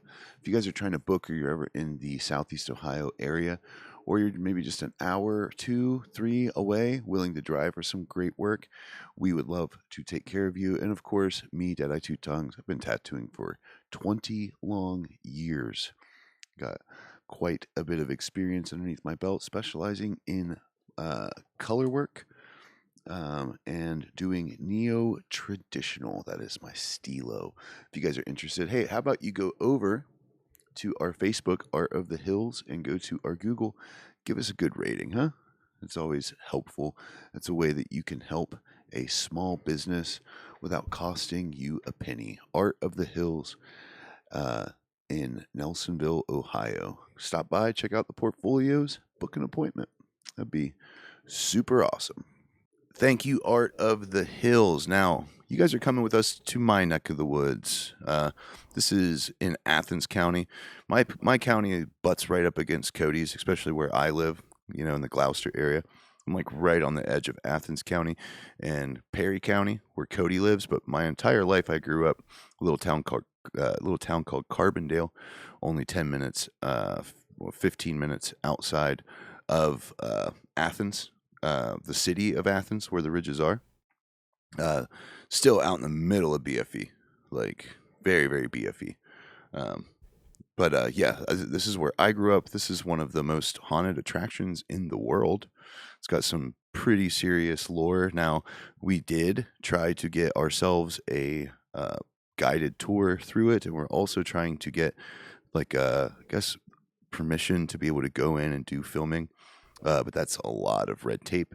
But the grounds themselves are incredibly spooky. This is where I had 2 very, very big paranormal experiences where I actually saw specters like a paranormal entity, and then watched as another paranormal entity took over my friend. So I'm going to tell those stories and take you guys to those locations in this next IRL. So without further ado, we're going to take you to the Athens/Ohio Insane Asylum, what we call the Ridges, here in Southeast Ohio. And welcome back to the Near Death Diary podcast. Happy Halloween. I am your host, Deadeye Two Tongues, and behind the camera lens is my best friend, Mr. Fog Gilly. Say hey, Fog Gilly. I'm back here. So today we have brought you on our second part of our Halloween special. We just returned from Helltown, and now we are coming to my hometown, Athens, Ohio. Now, Athens, Ohio is considered to be the 13th most haunted geolocation on planet Earth. And the building behind me, the Athens Lunatic Asylum, otherwise known as the Ridges, is a champion of these haunted locations here in my home city.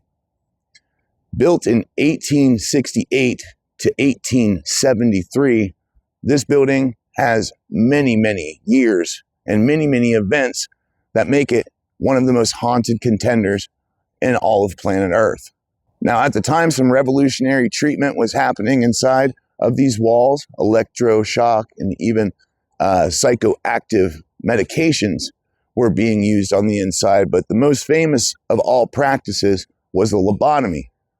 This city utilized many of the homeless people, many unruly wives, and already mentally handicapped or deranged people to fulfill the necessary practice of that technique in trying to calm those who could not calm themselves. So, needless to say, there are many spirits here who wandered these grounds, more than likely angry at the outcome of how they lived their lives after this process was done to them. I have had two major experiences that I have told about on my social media, Deadeye Two Tongues, on TikTok and on Instagram. Those two stories seem to have got almost the entire country and more. Now, I've had two major events on this property that happened to me throughout my young life. One being a possession of one of my friends, and the other being an encounter with what seemed to be a large black mist. Now, in my opinion, that large black mist was the culmination of all of the angry spirits, more than likely a little ticked off still to this day that their lives ended in the tragedy that it did. I will be taking you to these locations, one heading towards Radar Hill, and the other down at the ROTC. Now, we've brought some gear with us that we typically don't have, thanks to people like you over on our Patreon, Deadeye Two Tongues 740. If you would like to become a Patreon member, please consider. There's free tiers, and there's also paid tiers offering you different content that you don't get anywhere else. But thanks to people like you and that new gear that we have, we'll be able to provide you with different types of film, whether it be thermal and night vision.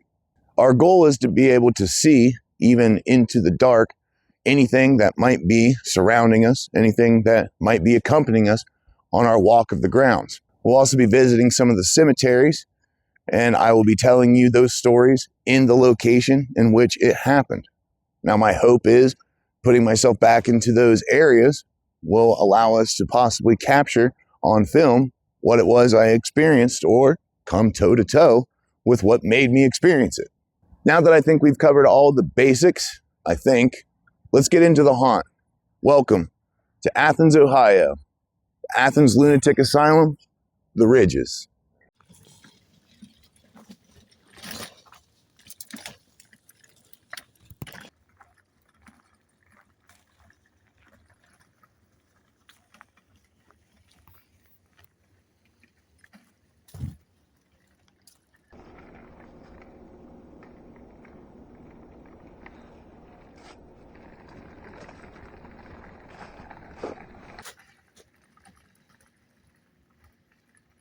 I'm on the ROTC trail right now. The reason I brought you guys here is because this area specifically has a really strange paranormal incident that happened to me and my sparring partner several years back. Now, we were running this trail like we had many times, and it's a good ways. You know, it leads all the way up and connects to where I had my other experience with the possession. Um, you know, right around the same time. Um, but I brought you guys here because this spot right here is really where it was that I had kind of seen the entity, kind of peering out from behind this little cluster of trees as we ran down.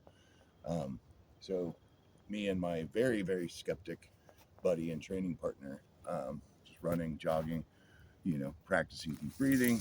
After doing a whole bunch of sparring and running through this path, and you know, this would have been where we kind of sprinted out in a way, but we had been feeling it up this pathway, like just the presence of not feeling alone was very obvious.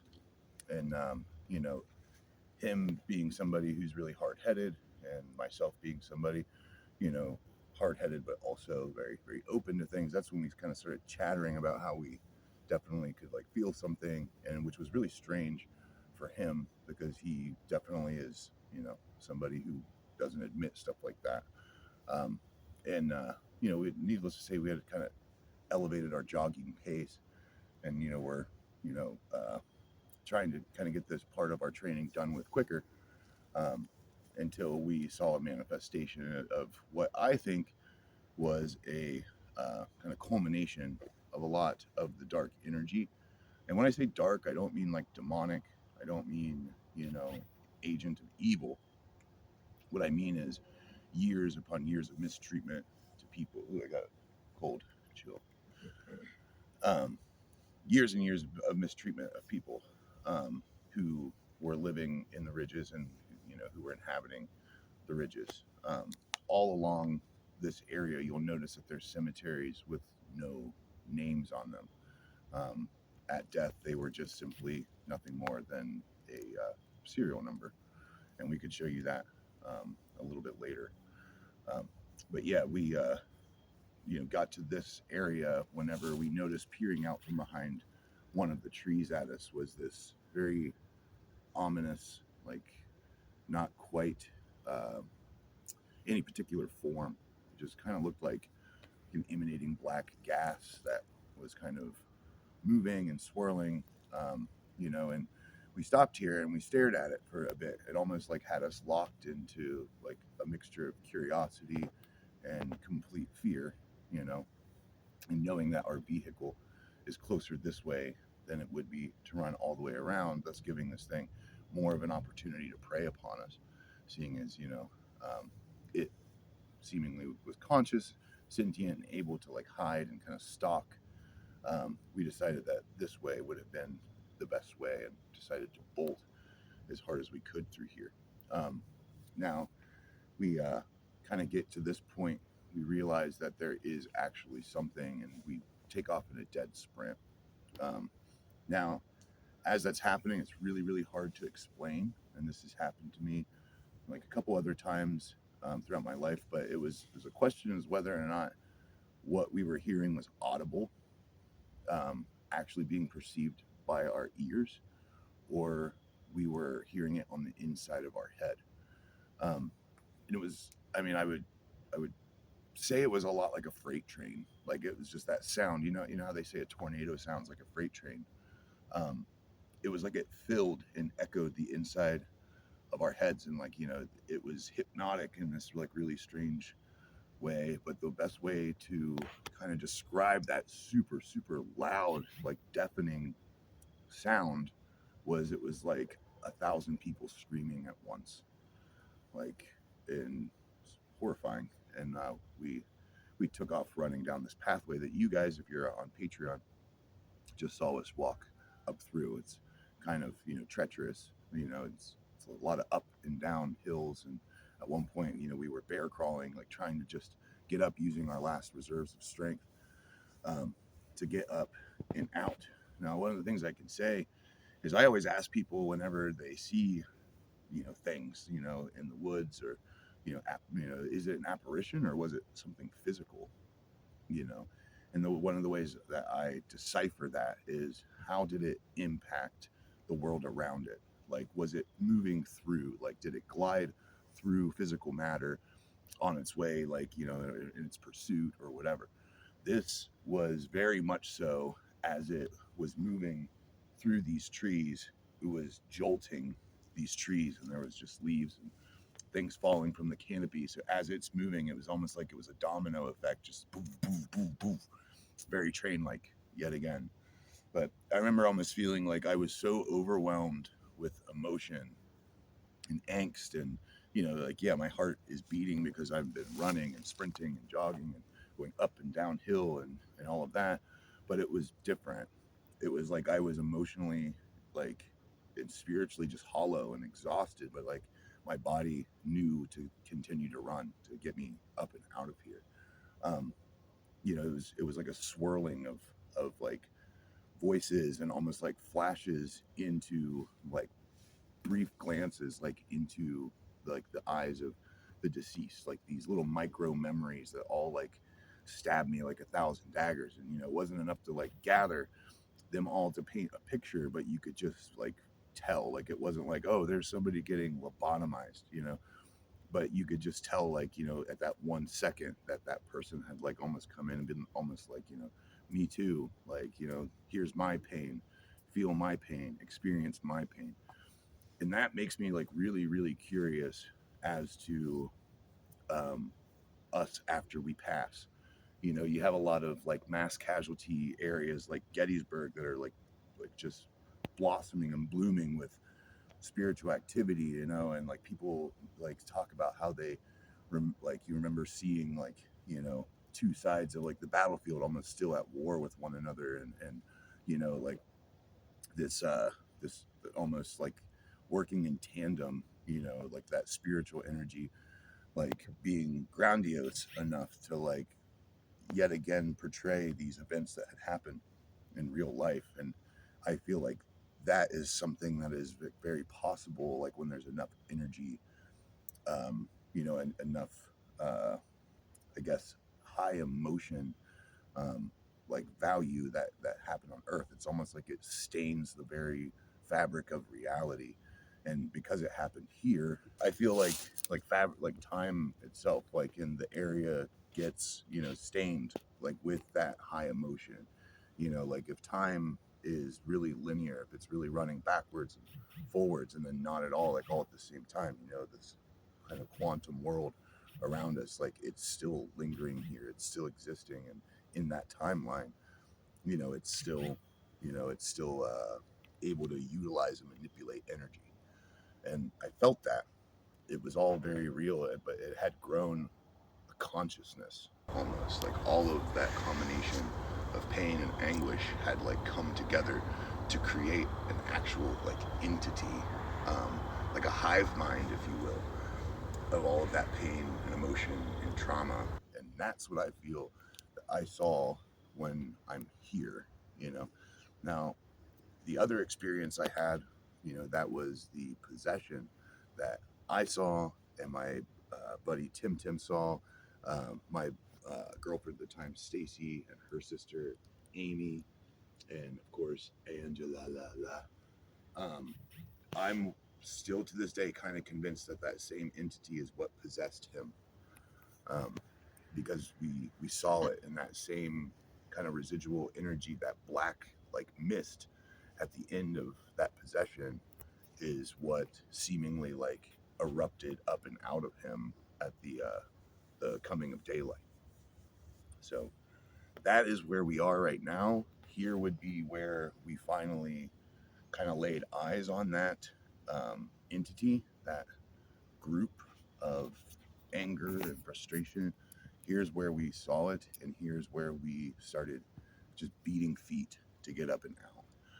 So I found that this would be a good place to sit down and do some EVP and do some spirit reading and see if we can't pick up on anything, seeing as we are in the right time of our solar and lunar rotation, to where the veil is thin between life and death.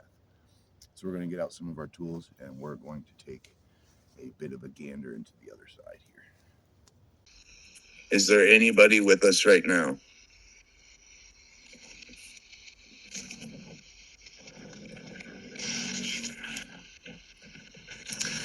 Here we go.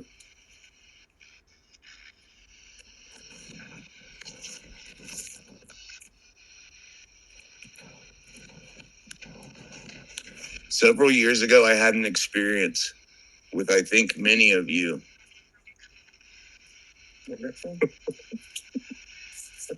Oh, no, that was a full-blown sentence. Yes. Did you hear? Dude, what's the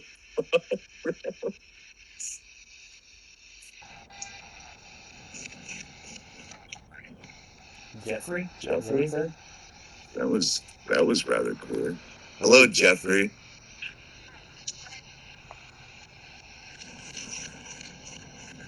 Is there a Jeffrey here with us?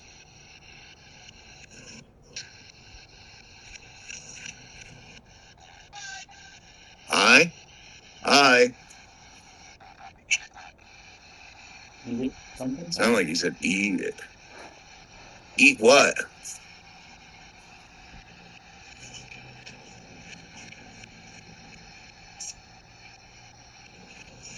That beat once, didn't it? Yeah. You got a beep happening on the EMF or EMP.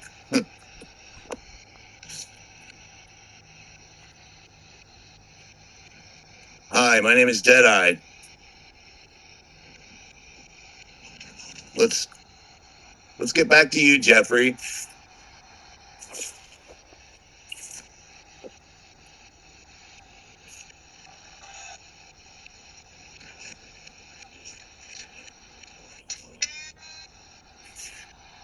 Hmm.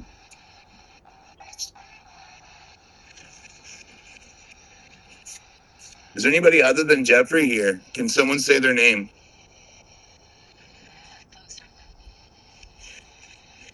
Jeff? It said ghost.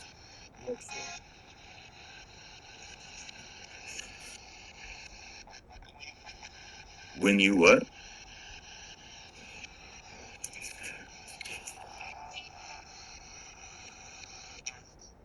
Yes. Oh, he's a ghost again. That was weird. There was one real low in the audio. Just 1,000. Did you hear that? Hello to the 1,000 of you. Is that working?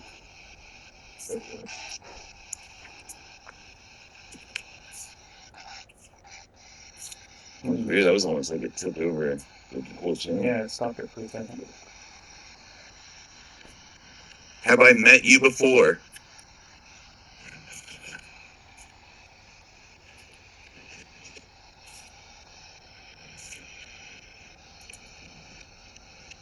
Did anyone used to work at the asylum that is with us?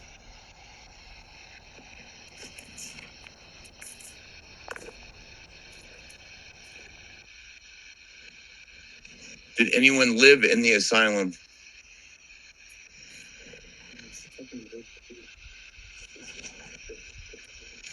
Thousand against three, no biggie.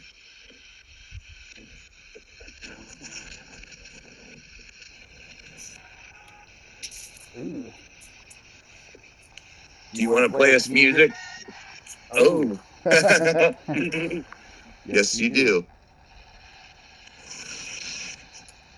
One of our friends wants to know if you're trapped here.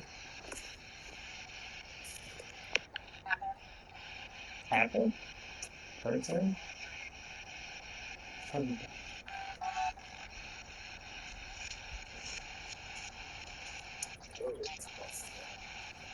Cold spot. Yeah, they're playing music. It chops up frequency that's found into the air. And it will push sounds together to merge words. What was that? That was something clear.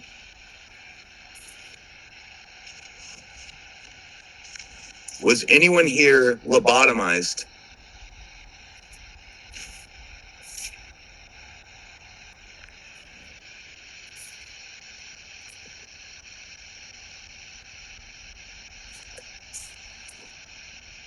You ain't yelling. Is that yelling or? Come on, turn this down real quick. Swear I heard yelling.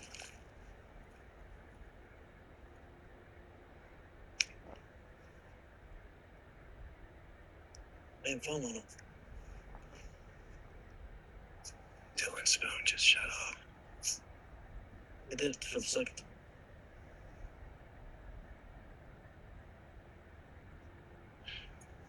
That's the hard pill to swallow, Tara. I'm sure a lot of those people thought they were doing good.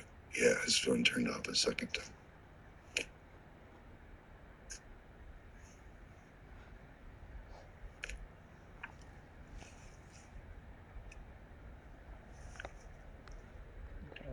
Try this.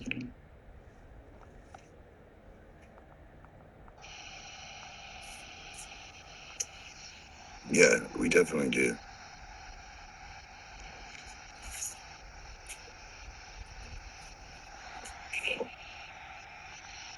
Yeah, of course there were going to be those that enjoyed it. Still there? Yeah.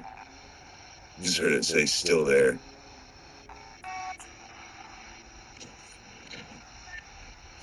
Is there anything we can do to help you? Whoa, that was weird. I couldn't tell it said. It was a long one. I couldn't tell it said. Oh, shoot. Do you guys remember Scott? A young man I came here with that you possessed?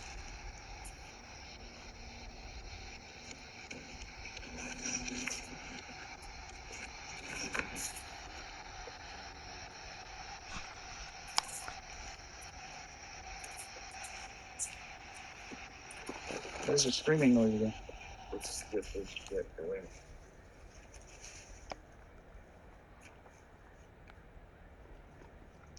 I don't know if that's something with brakes.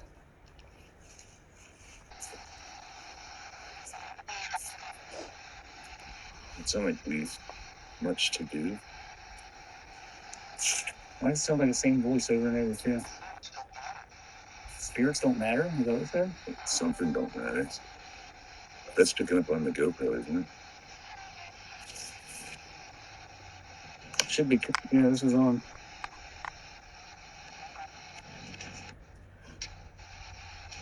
It's always freaking when it just cuts out like that.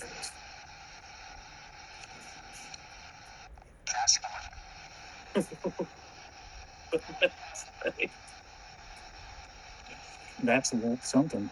We have to listen back. Guys, check this out though.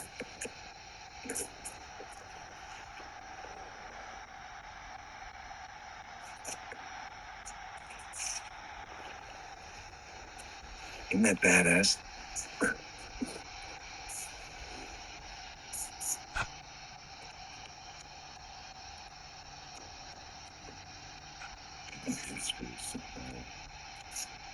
Yeah. You hear that? There's something that sounds like Dylan. Paranormal Woods, please. Check out that. There's a walking thing. That was really loud. I had it covered up and I heard that. Ew. It's screaming and stuff. Okay, I'm gonna turn this off for a second. You hear stuff in the woods.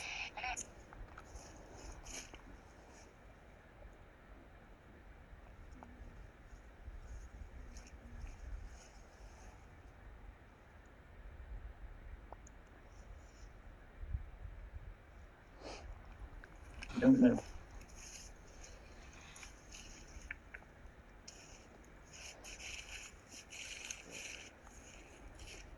Checking chat, seeing what's going on. Dylan's gonna see anything before we do with the. One more. That'd be weird. What chat? He said something about the chat. Chat, they want to talk to you. What do you have to say to chat?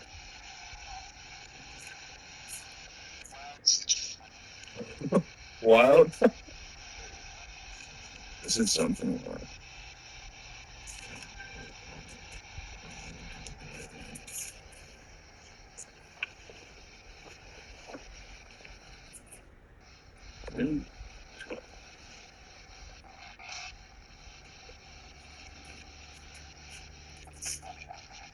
I pulled this out and said, "Holy word."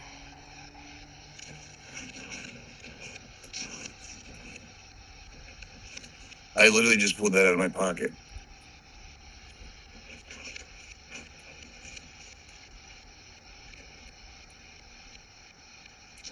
Holy.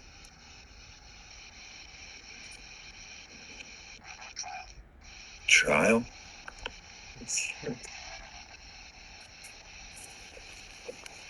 Were you put on trial?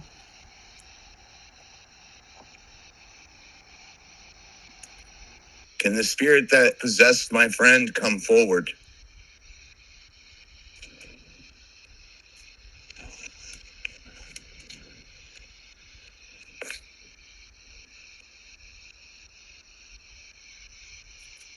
Went quiet.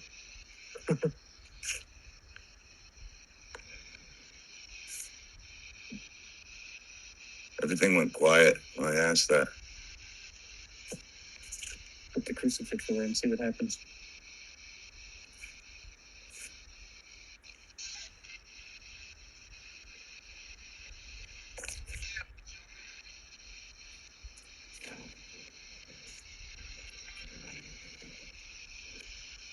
I'm going to put my crucifix away. Dear Lord,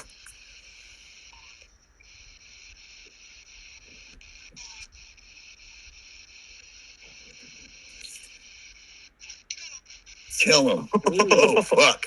Hell no. Crucifix, back out. Hell no. Why? Because we want to live. Because I said so.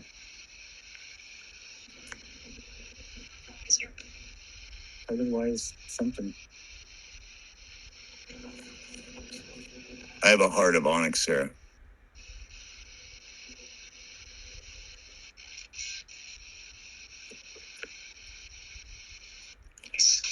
Nice. I'm gonna say please or something. Do a thermal reading real quick.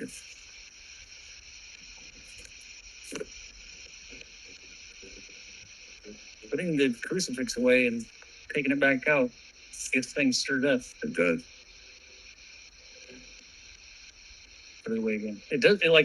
It gets really quiet when it after you take it out. Like right as soon as you take it out, it's like a lot I'm of stuff. putting the crucifix away.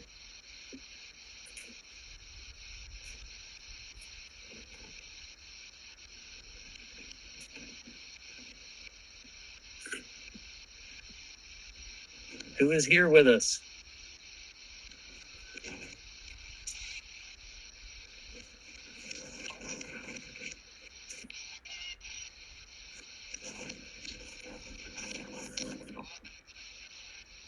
Mike or something like that.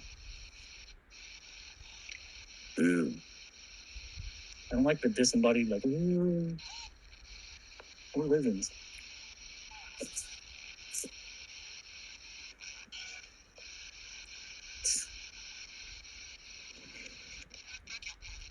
Tuberculosis? Something building.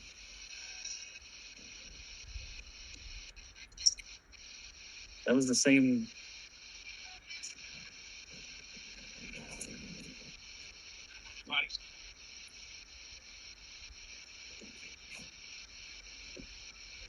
Is there a spirit here that wants to hurt us?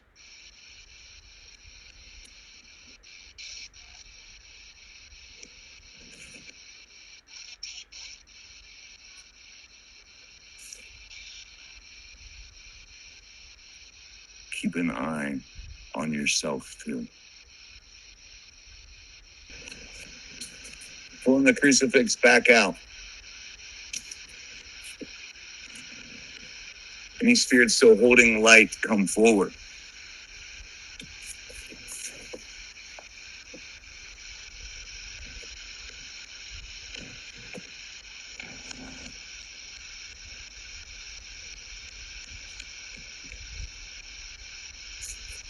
feel like a weird burning sensation in my hand.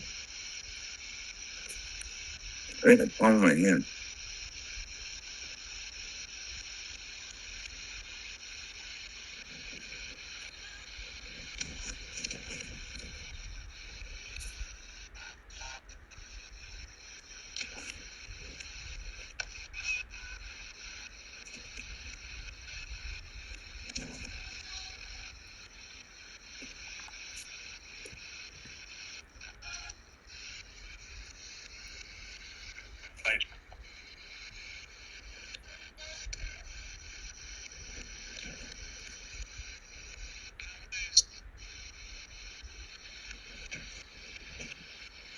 Dude, this is making my hands burn. And they're chattering up now.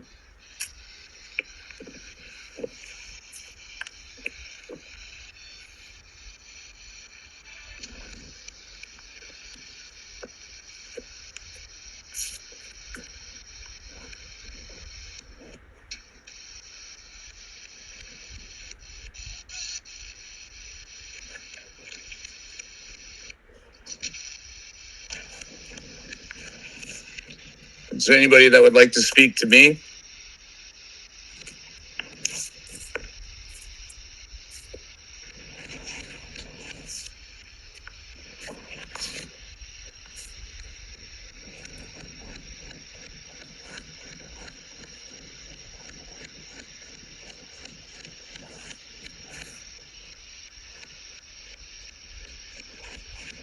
I'm giving you an opportunity to speak.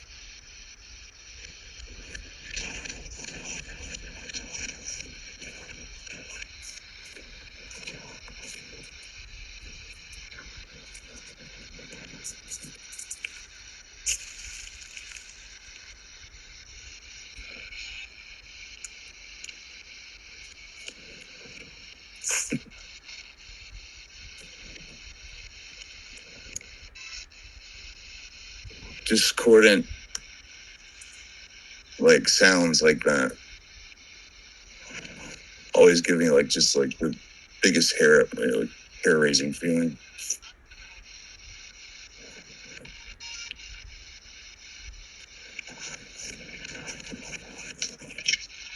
Use the what? Oh, I just said use something.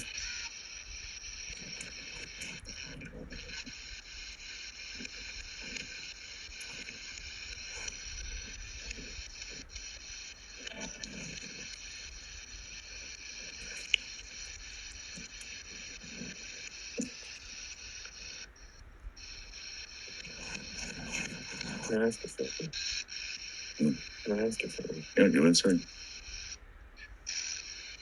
Oh, that was weird. It was like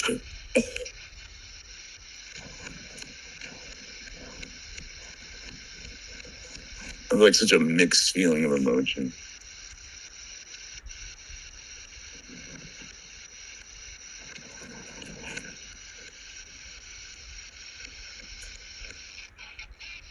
Is there anything else you want to tell us? Hey. 961.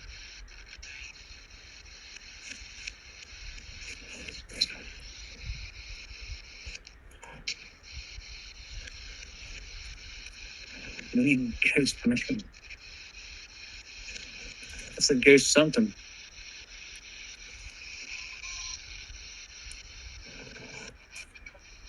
God been doing something. He's over there staring off into the woods for a second.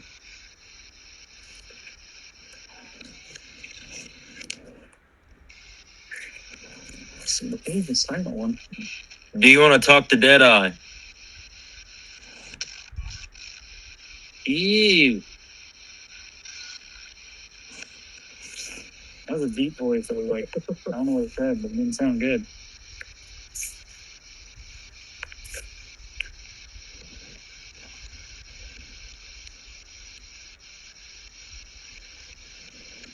I'm right here. Checked. Are you okay? Mm-hmm. He's okay.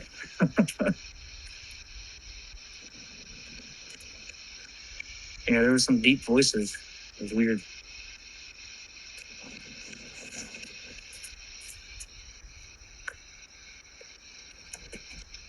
Like that.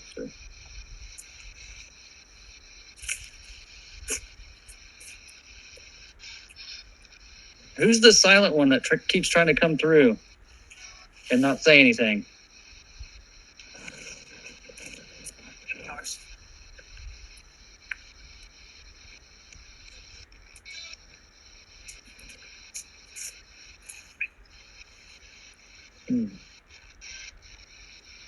Let's move deeper. Is there another spot down there?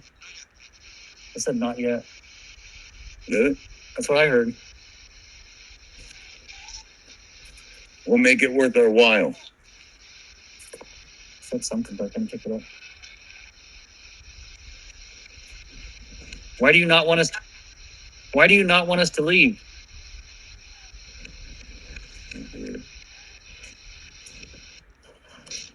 There's the silent one again.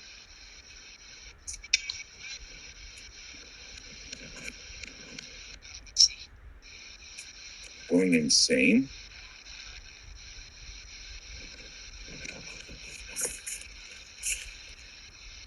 Do you not want us to leave because you're trying to possess one of us?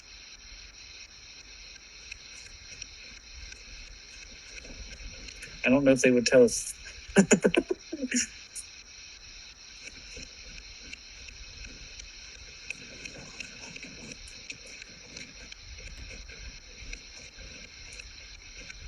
We're not going to do what you say.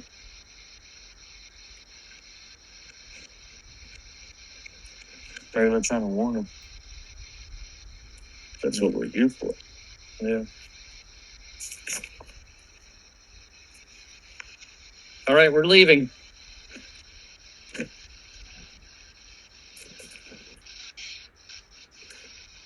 Yeah. We're going to another. We're going to another location.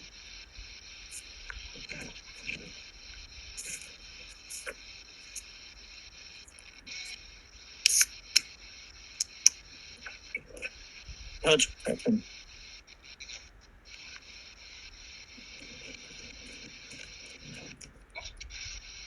Okay.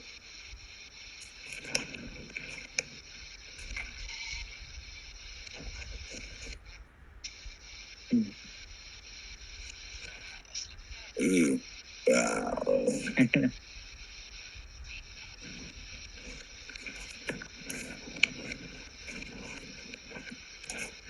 All right, we're turning this off. We're moving locations. Last chance.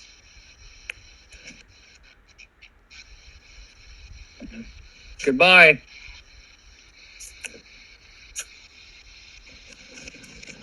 Okay. Here they come.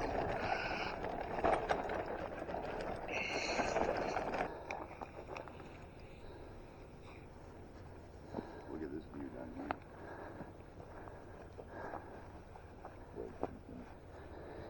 Can you imagine taking bodies from wherever to down that trail or something?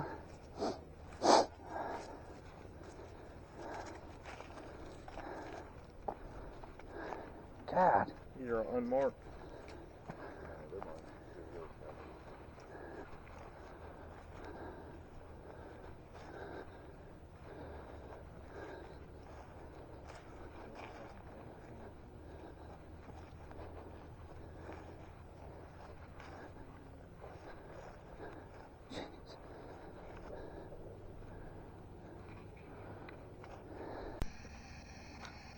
Hey, Anna Brooks,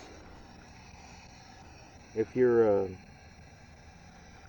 here with me right now,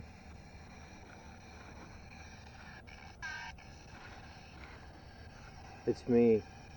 Dude, I just heard say it's me. Yeah, it's her. It's her gravestone.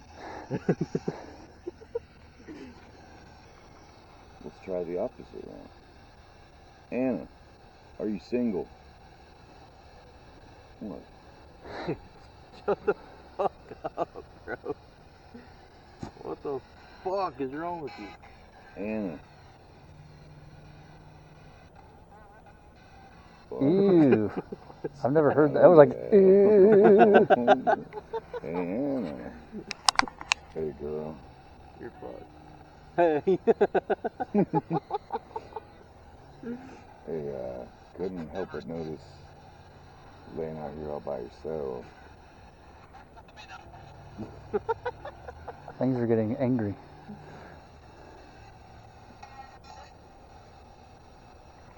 You mind if I lay down with you, Anna?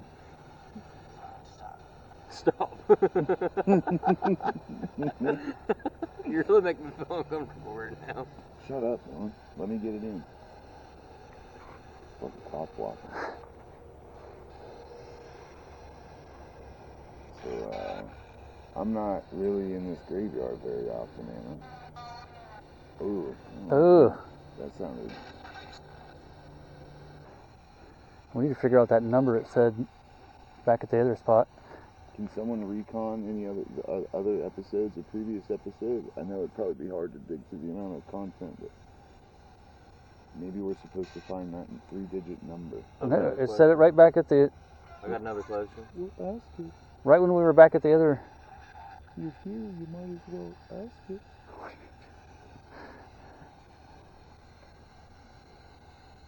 Anna, do you feel lost?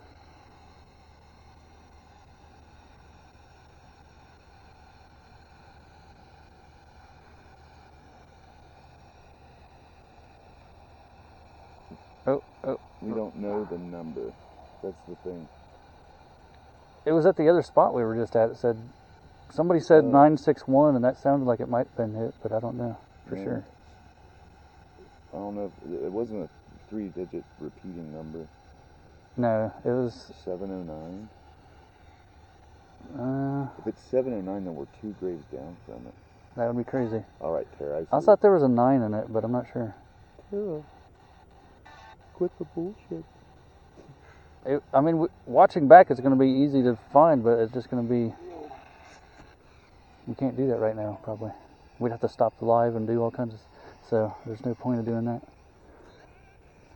Ask if she's peacefully at rest.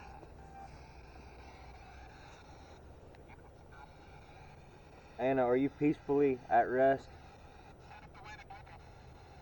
Something wedding.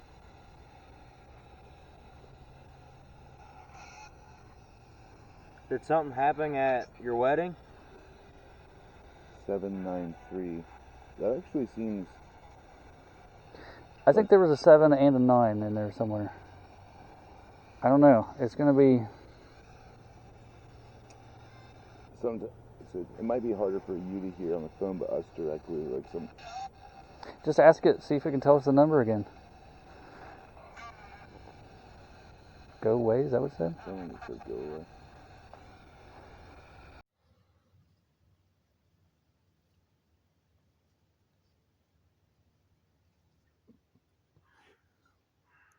Oh, fuck, there he is again.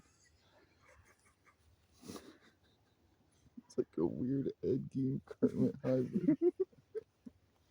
You think that actor was like, didn't know what the fuck to make the voice, so he just like, just sitting there one day and Sesame Street came on. He's like, Eureka! I've got it. He's like, mother, mother, mother, mother. There it is. Mother. Why, mother?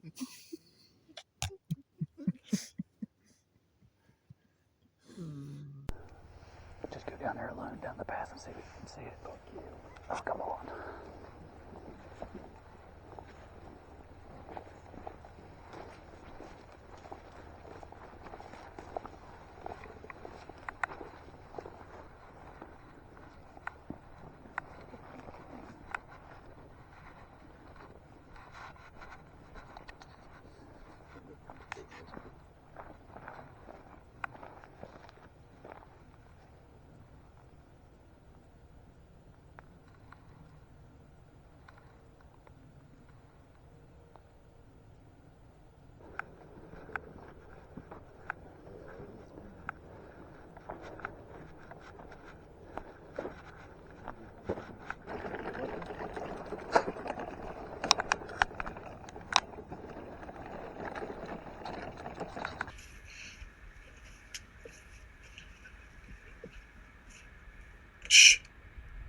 The fuck was that?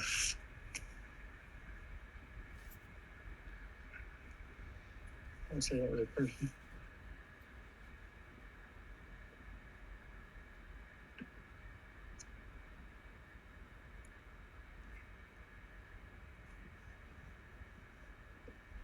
Damn it, thermal.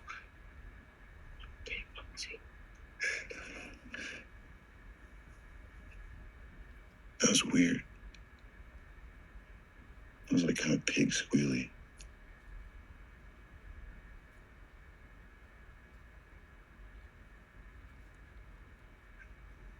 Should I do my Sasquatch cone? I mean, it couldn't hurt.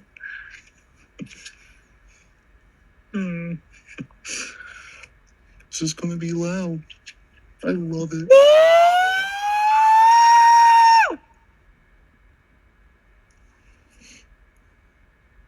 We gotta pause.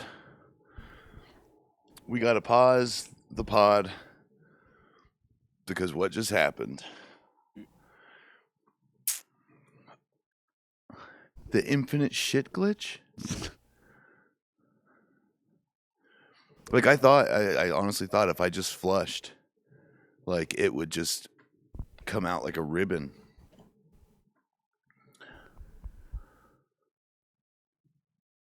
Magical. So I brought you to this second location. So we used to just call this Radar Hill Trail because this takes you up to Radar Hill.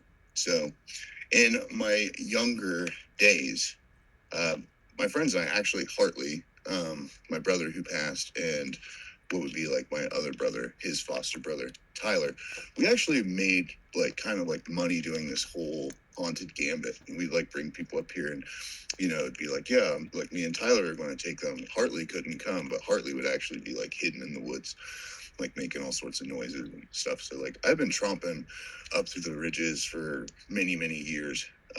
So when college came, it was kind of the same thing. It's a whole new list of people to bring up here, and especially a bunch of people from out of town, most of my friends being from Cincinnati. But we'd always like to go through this pathway because it takes you up through like the ridges and a lot of what's been now torn down, but the spooky area. So it was a nice little mix of spooky, and then you made your way into like, you know, the beauty aspect of everything.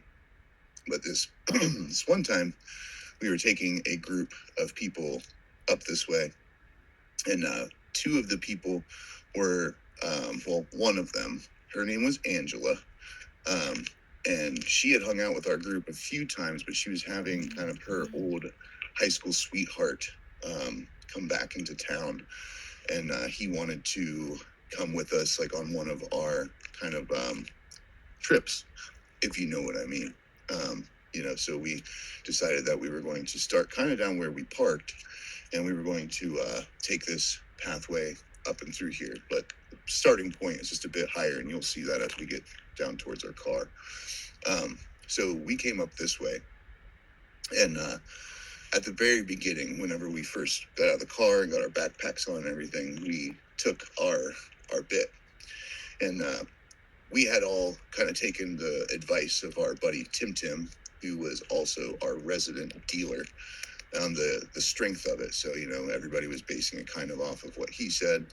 And, you know, we just did like, I think it was like 1 or 2, something like that. It was a really low dose. The guy that came along that was the high school sweetheart of Angela obviously was trying to impress her, and that became like something we understood later for sure. But when he was asked how many he wanted to purchase and take, he like doubled or fucking tripled what everybody else took. And I remember everybody being like, wow, you know, and he told us, you know, rest assured, I'm like a veteran, like no worries. So we're like, okay, cool. You know, do you, homeboy. So we're all marching in procession up this hill. And just as it's like starting to kick in, you know, we start noticing he's acting really, really strange. And, you know, we're all kind of looking at ourselves and, you know, looking back in line, like, is he all right? Because he's kind of drifting at the back. And we can't help but notice that he just starts muttering and repeating Angela's name over and over again. You know, and it started out kind of like Angela, Angela, you know, and then it just got to this like droning, like Angela, Angela, Angela, And we were like, dude, like, and if you've ever tripped, you know that stuff like that can really offset you, make you feel like really uncomfortable, you know, and it started breaching kind of like our sense of security and everything within our ranks.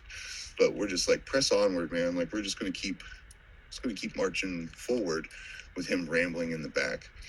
So right about where we're standing now is maybe a half a mile from the summit that we were heading to. And at this point, we're all just like really, really trying to ignore him because like he's just gotten like a record like that's broken just on repeat over and over again. And it's really invading us. And we're like, man, you know, like, wish the dude would just shut up, right? Well, we get all the way to the top and we're all kind of exhausted. We take our bags off and we're all like sitting down on the ground. And, you know, everyone's anxious to, you know, get up and partake in like a bowl. And at this point, the trip is really, you know, starting to trip. And right around that point, you know, he's muttering and he's kind of circling our little circle and no one really knows what to do. Everyone's gaze is like shifting to one another and everything. You know, and then me, it was kind of like the bigger dude, the leader, you know, the guy nominated to do, you know, the dirty work or whatever. I was like, let me just go talk to him, see if I can't straighten him out a little bit. And I go to try to talk to him. And he is just staring a hole right through me, looking right at Angela, and just on repeat, Angela, Angela, and then it's just Angela, la la la. It was weird. It was like as much as he could disrupt, you know, within just saying the same thing over and over again, and it was effective, you know. And I remember trying to speak to him, and I'm like, dude, come on, and just was not happening.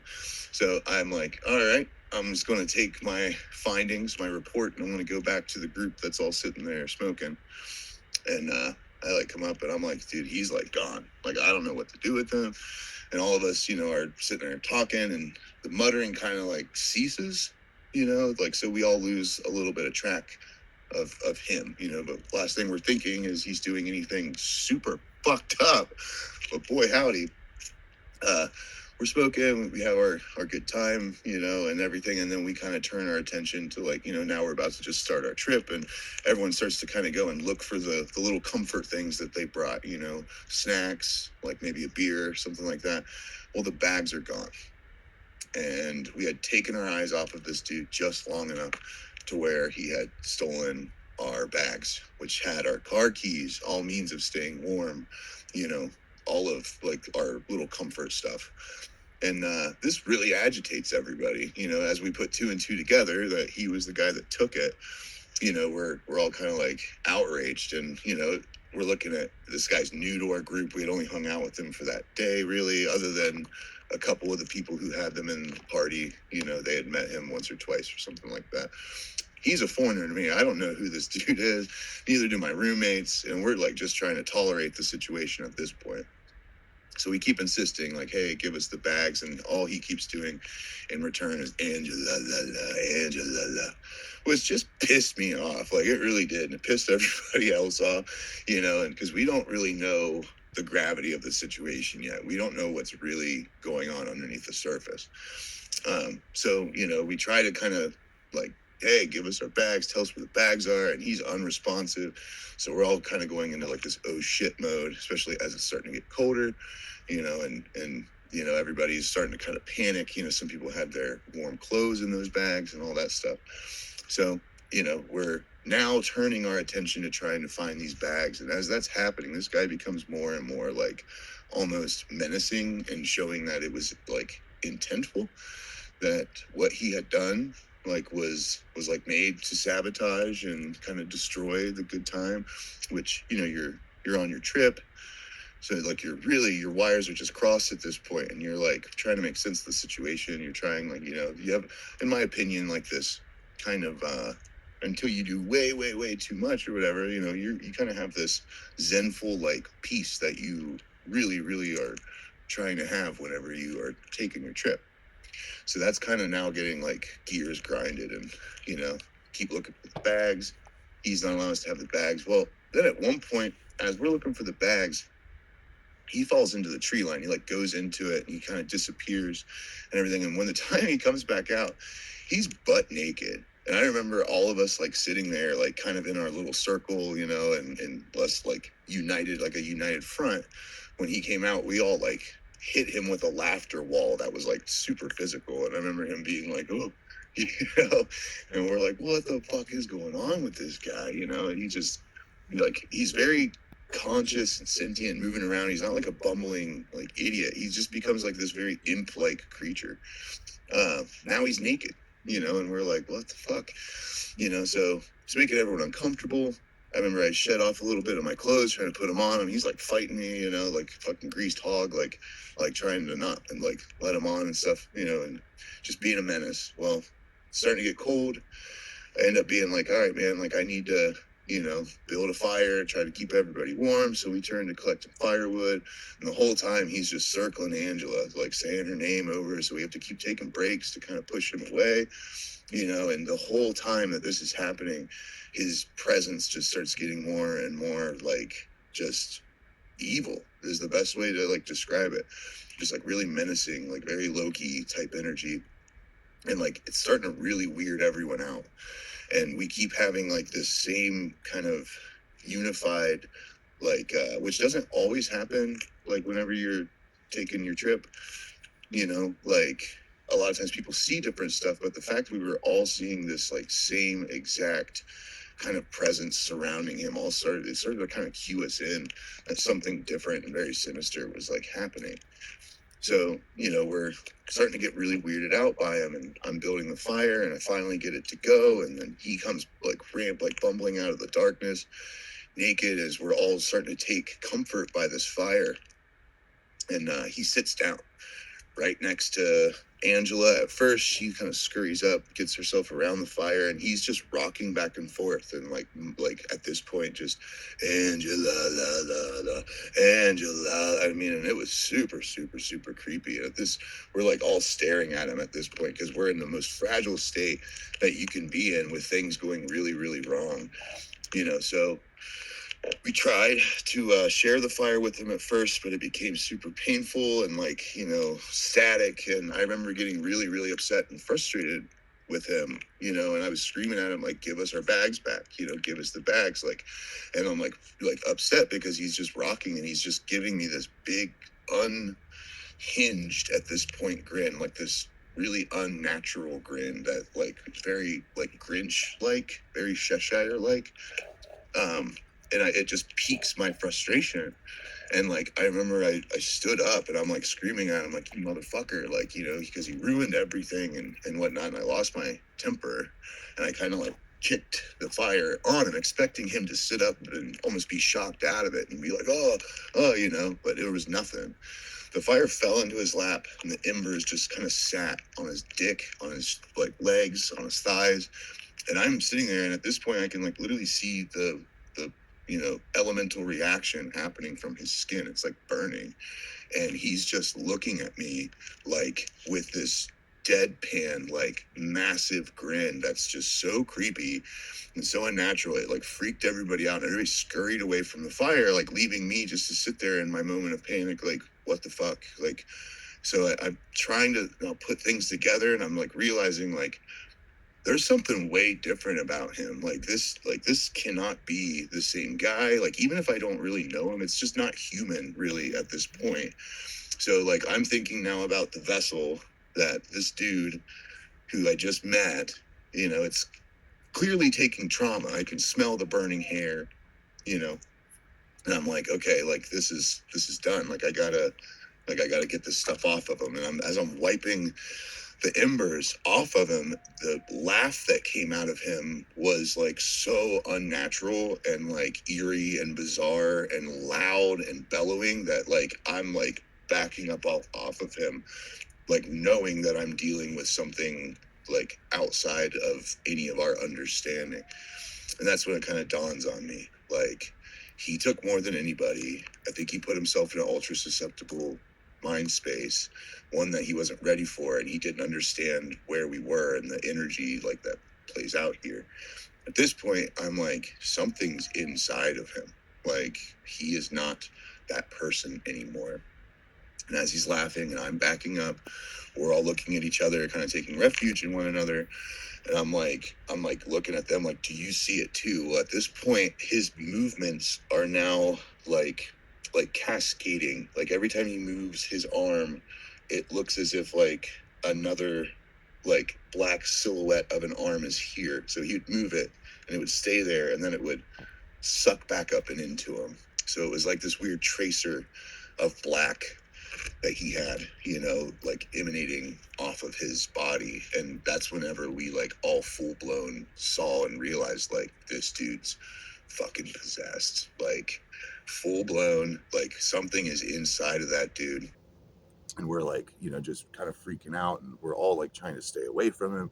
And he goes out of his way to make sure that he hogs and takes that fire and everybody's feeling uncomfortable around him. So he's just sitting there making sure that the only source of light and heat is taken by him. Like it was like this greedy, shitty move, but that's what this thing was all about. So we sit there and we're now pacing, looking desperately. We're wet. We're like trekking through dew, looking for these bags and cannot find them. It's dark, flashlights, like we're in bags. It's like hard to, there's one person that maybe out of like the 4 or 5 of us that actually had one, and we're trying to team effort it, but we're fragile and we just kind of give up and we huddle for like what seemed to be hours. Well, he rocked by the fire, just muttering, Angela, Angela, Angela, Angela, Angela, Angela, all night until finally the sun started to come up. And like, it's that feeling, like you could feel like the sun was going to like vanquish this thing. Like you could just feel it. And like, as it's happening and it's coming up, we're all like hyper focused on him, like waiting for any sort of change or whatever. And, finally, once the sun peaked up and like over that hill, there was this point where he just very robotically, like very rigidly, like, just like stood. And we're like, oh, fuck, he's up. And he like turns around, and there's a group of us and he makes sure to literally beeline, like pushing through us. And you could literally see the shadows still emanating off of him. And we're like, what the fuck, like, and he like pushes through and goes through our group, and we're like kind of turning as he walks through, and we're all looking at him, and he turns around, and he looks at us, and we watch this thing like just leave him, like, and we're like, what the fuck? Like it literally just like lifted up and off of him, like, like a shadow being like cast out and thrown into the air. And we all see it, we all watch it, we're all like very aware that we're on a trip, but we're all seeing the same thing, and we're like, that just happened, holy shit. And after that happened, he still robotically that turns his body away from us and he beelines right down the hill. And that hill was tall grass, like you guys have been seeing this whole night. It was all this tall grass, like impossible, like to be able to like really like see or navigate through the night, And he just beelined down like he knew exactly where it was. And we're up here on the hill. He's all the way down here, and we're watching him. And he gets all the way down, and when he finally stops, he like lowers like this, and he picks the bags up and holds them like this, and he drops them. And the moment he drops them, it was like all sentience of that guy returned to him. He like fell to the ground and just started like rocking and bawling and saying over and over again, I could see everything. I could see what I was doing and I couldn't stop it. I could see it. Like, I'm so sorry. I'm so sorry.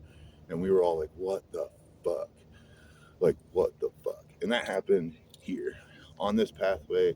Is the only time I think that I've really had like a really, really clear, like, that was a possession. Something stepped into another human being, took them for a ride, and walked them around, like puppeted them. It was super, super bizarre. And yeah, that happened here at the Ridges. But there you have it. We actually have a long drive to get back to Cody's. It's 20 minutes to my house and then another 15 from my house to Cody's. So we have like a 40-minute drive ahead of us. But we hope you guys enjoyed the live. We're going to put this together for Friday's episode, and then some other footage and some footage we got from Helltown too. So I hope you guys enjoyed, and enjoy going on our walk. It was a long walk, several hours of walking. So, hope you guys enjoyed it. Thank you. Bye, everyone. Thank you for joining us. And please consider getting one of our new t-shirts. We will also soon be making hoodies, but it's kind of like an upgrading thing. We got to sell t-shirts and then we can afford hoodies. So if you would like to purchase one, go to our website. It is hellfireholler.com. But you guys knew that. So that was our time up at the Ridges. I'm not sure how much of the Ed Gein part is going to be left in there. Well, they can watch it on Patreon. Yeah, but if you want to go to our Patreon, I did 90% of that paranormal investigation. Stuck as Ed Gein, mother. I had a really good time. Yeah, we'll have to go back. Sinful cold cuts. If you want to see the whole IRL and all of the shenanigans that came with it, it's on our Patreon, the full episode and the full live stream IRL. You could see all of the spooky happenings that took place. There was a few that came through, even with our primitive tech. Now, our hunts are going to get a lot more sophisticated here in the coming months as we start to be able to acquire the good stuff, the good paranormal gear. And thank you again, Alpha, for sending that over to us. That really, really does help. If we start an Amazon wish list, I wonder if anybody would be willing to take a look at some of the stuff that we have on there, help us take some of the financial kind of burden off. Because yeah, we are really, really enjoying going out and doing this. And once we have all of the gear and we're not pinching as much, there's a lot of places that you can just flat out pay money. And they're really, really well-known paranormal areas, different hotels, things like that, where you pay and you can come and stay and do IRL overnights, things like that. That is definitely our wheelhouse, and that is on our horizon. So it's kind of a delicate seesaw. Spend money to make money. Sometimes, like our Helltown incident, sometimes you win some and you lose some. But we are in the process of plotting our course and trajectory down south to Florida, and we're looking at all of the places in between. If you guys, we are coming from Southeast Ohio down to Port St. Lucie. If you guys in the comment section, if you follow along that trajectory, how about you let us know if there's any spooky stuff on the way down there?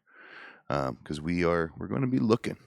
We're going to be possibly getting into some hooligan, nights on our way down there. Now, we do have the first week kind of set aside for just to relax, kind of take a bit of a breather, get much of that sweet fishing in. I myself have never fished in the ocean. I have caught large fish in freshwater, but nothing compared to the Goliaths that live inside of the ocean, and we're looking forward to that. And also, I'm looking forward to the culinary aspect of it. Will we have like a nice kitchen in the timeshare? I believe so. Everything should be there. Lord have mercy. I went to culinary school. I absolutely love, especially when it's as fresh as it can get. A lot of fresh fruits and vegetables down there. Yeah. I'd like to do some foraging around, do a little bit of fishing too, and just have the time of my life. Gosh darn it. I'd love that. If you guys want to donate towards our trip, we're going to put the Venmo up right here. If you enjoy our content, you want to help us make content, you want to help us have a good time, if you enjoy that, you think we deserve that, there it is. Let us know. Every little bit helps. Every little bit. So thank you guys for coming with us. We are in preparation to take this trip, and also we are still in the process of editing and putting this episode together for you.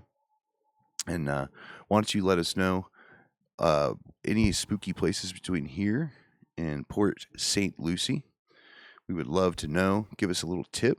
Maybe we can work that into our trip. Also, follow us on Patreon, Deadeye Two Tongues 740. You can top Super Chatter of the night. If that was you, whoever that might be, then you need to send us an email at hellfirehollerpodcast@gmail.com. That's also where you could send in your stories to have us read them like we do on our campfire nights here on the podcast. That's how you can have your story read.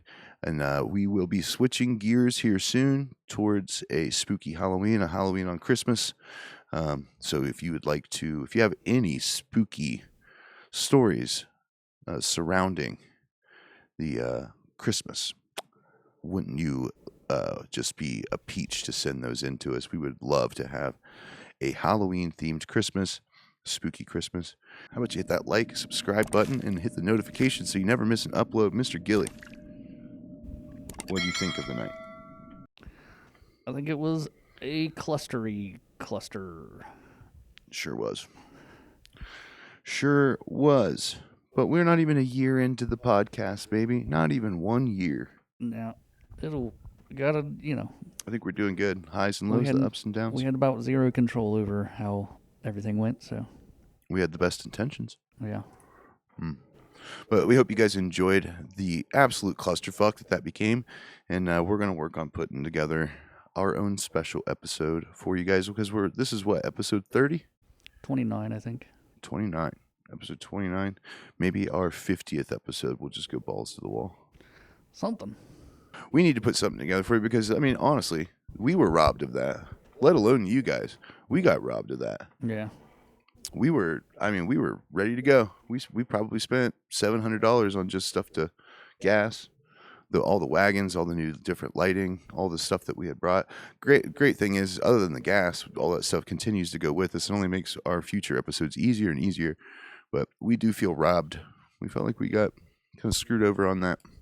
So, but sky's the limit. We're gonna keep pushing. We're gonna keep making awesome content. Chat, what'd you think about the story tonight?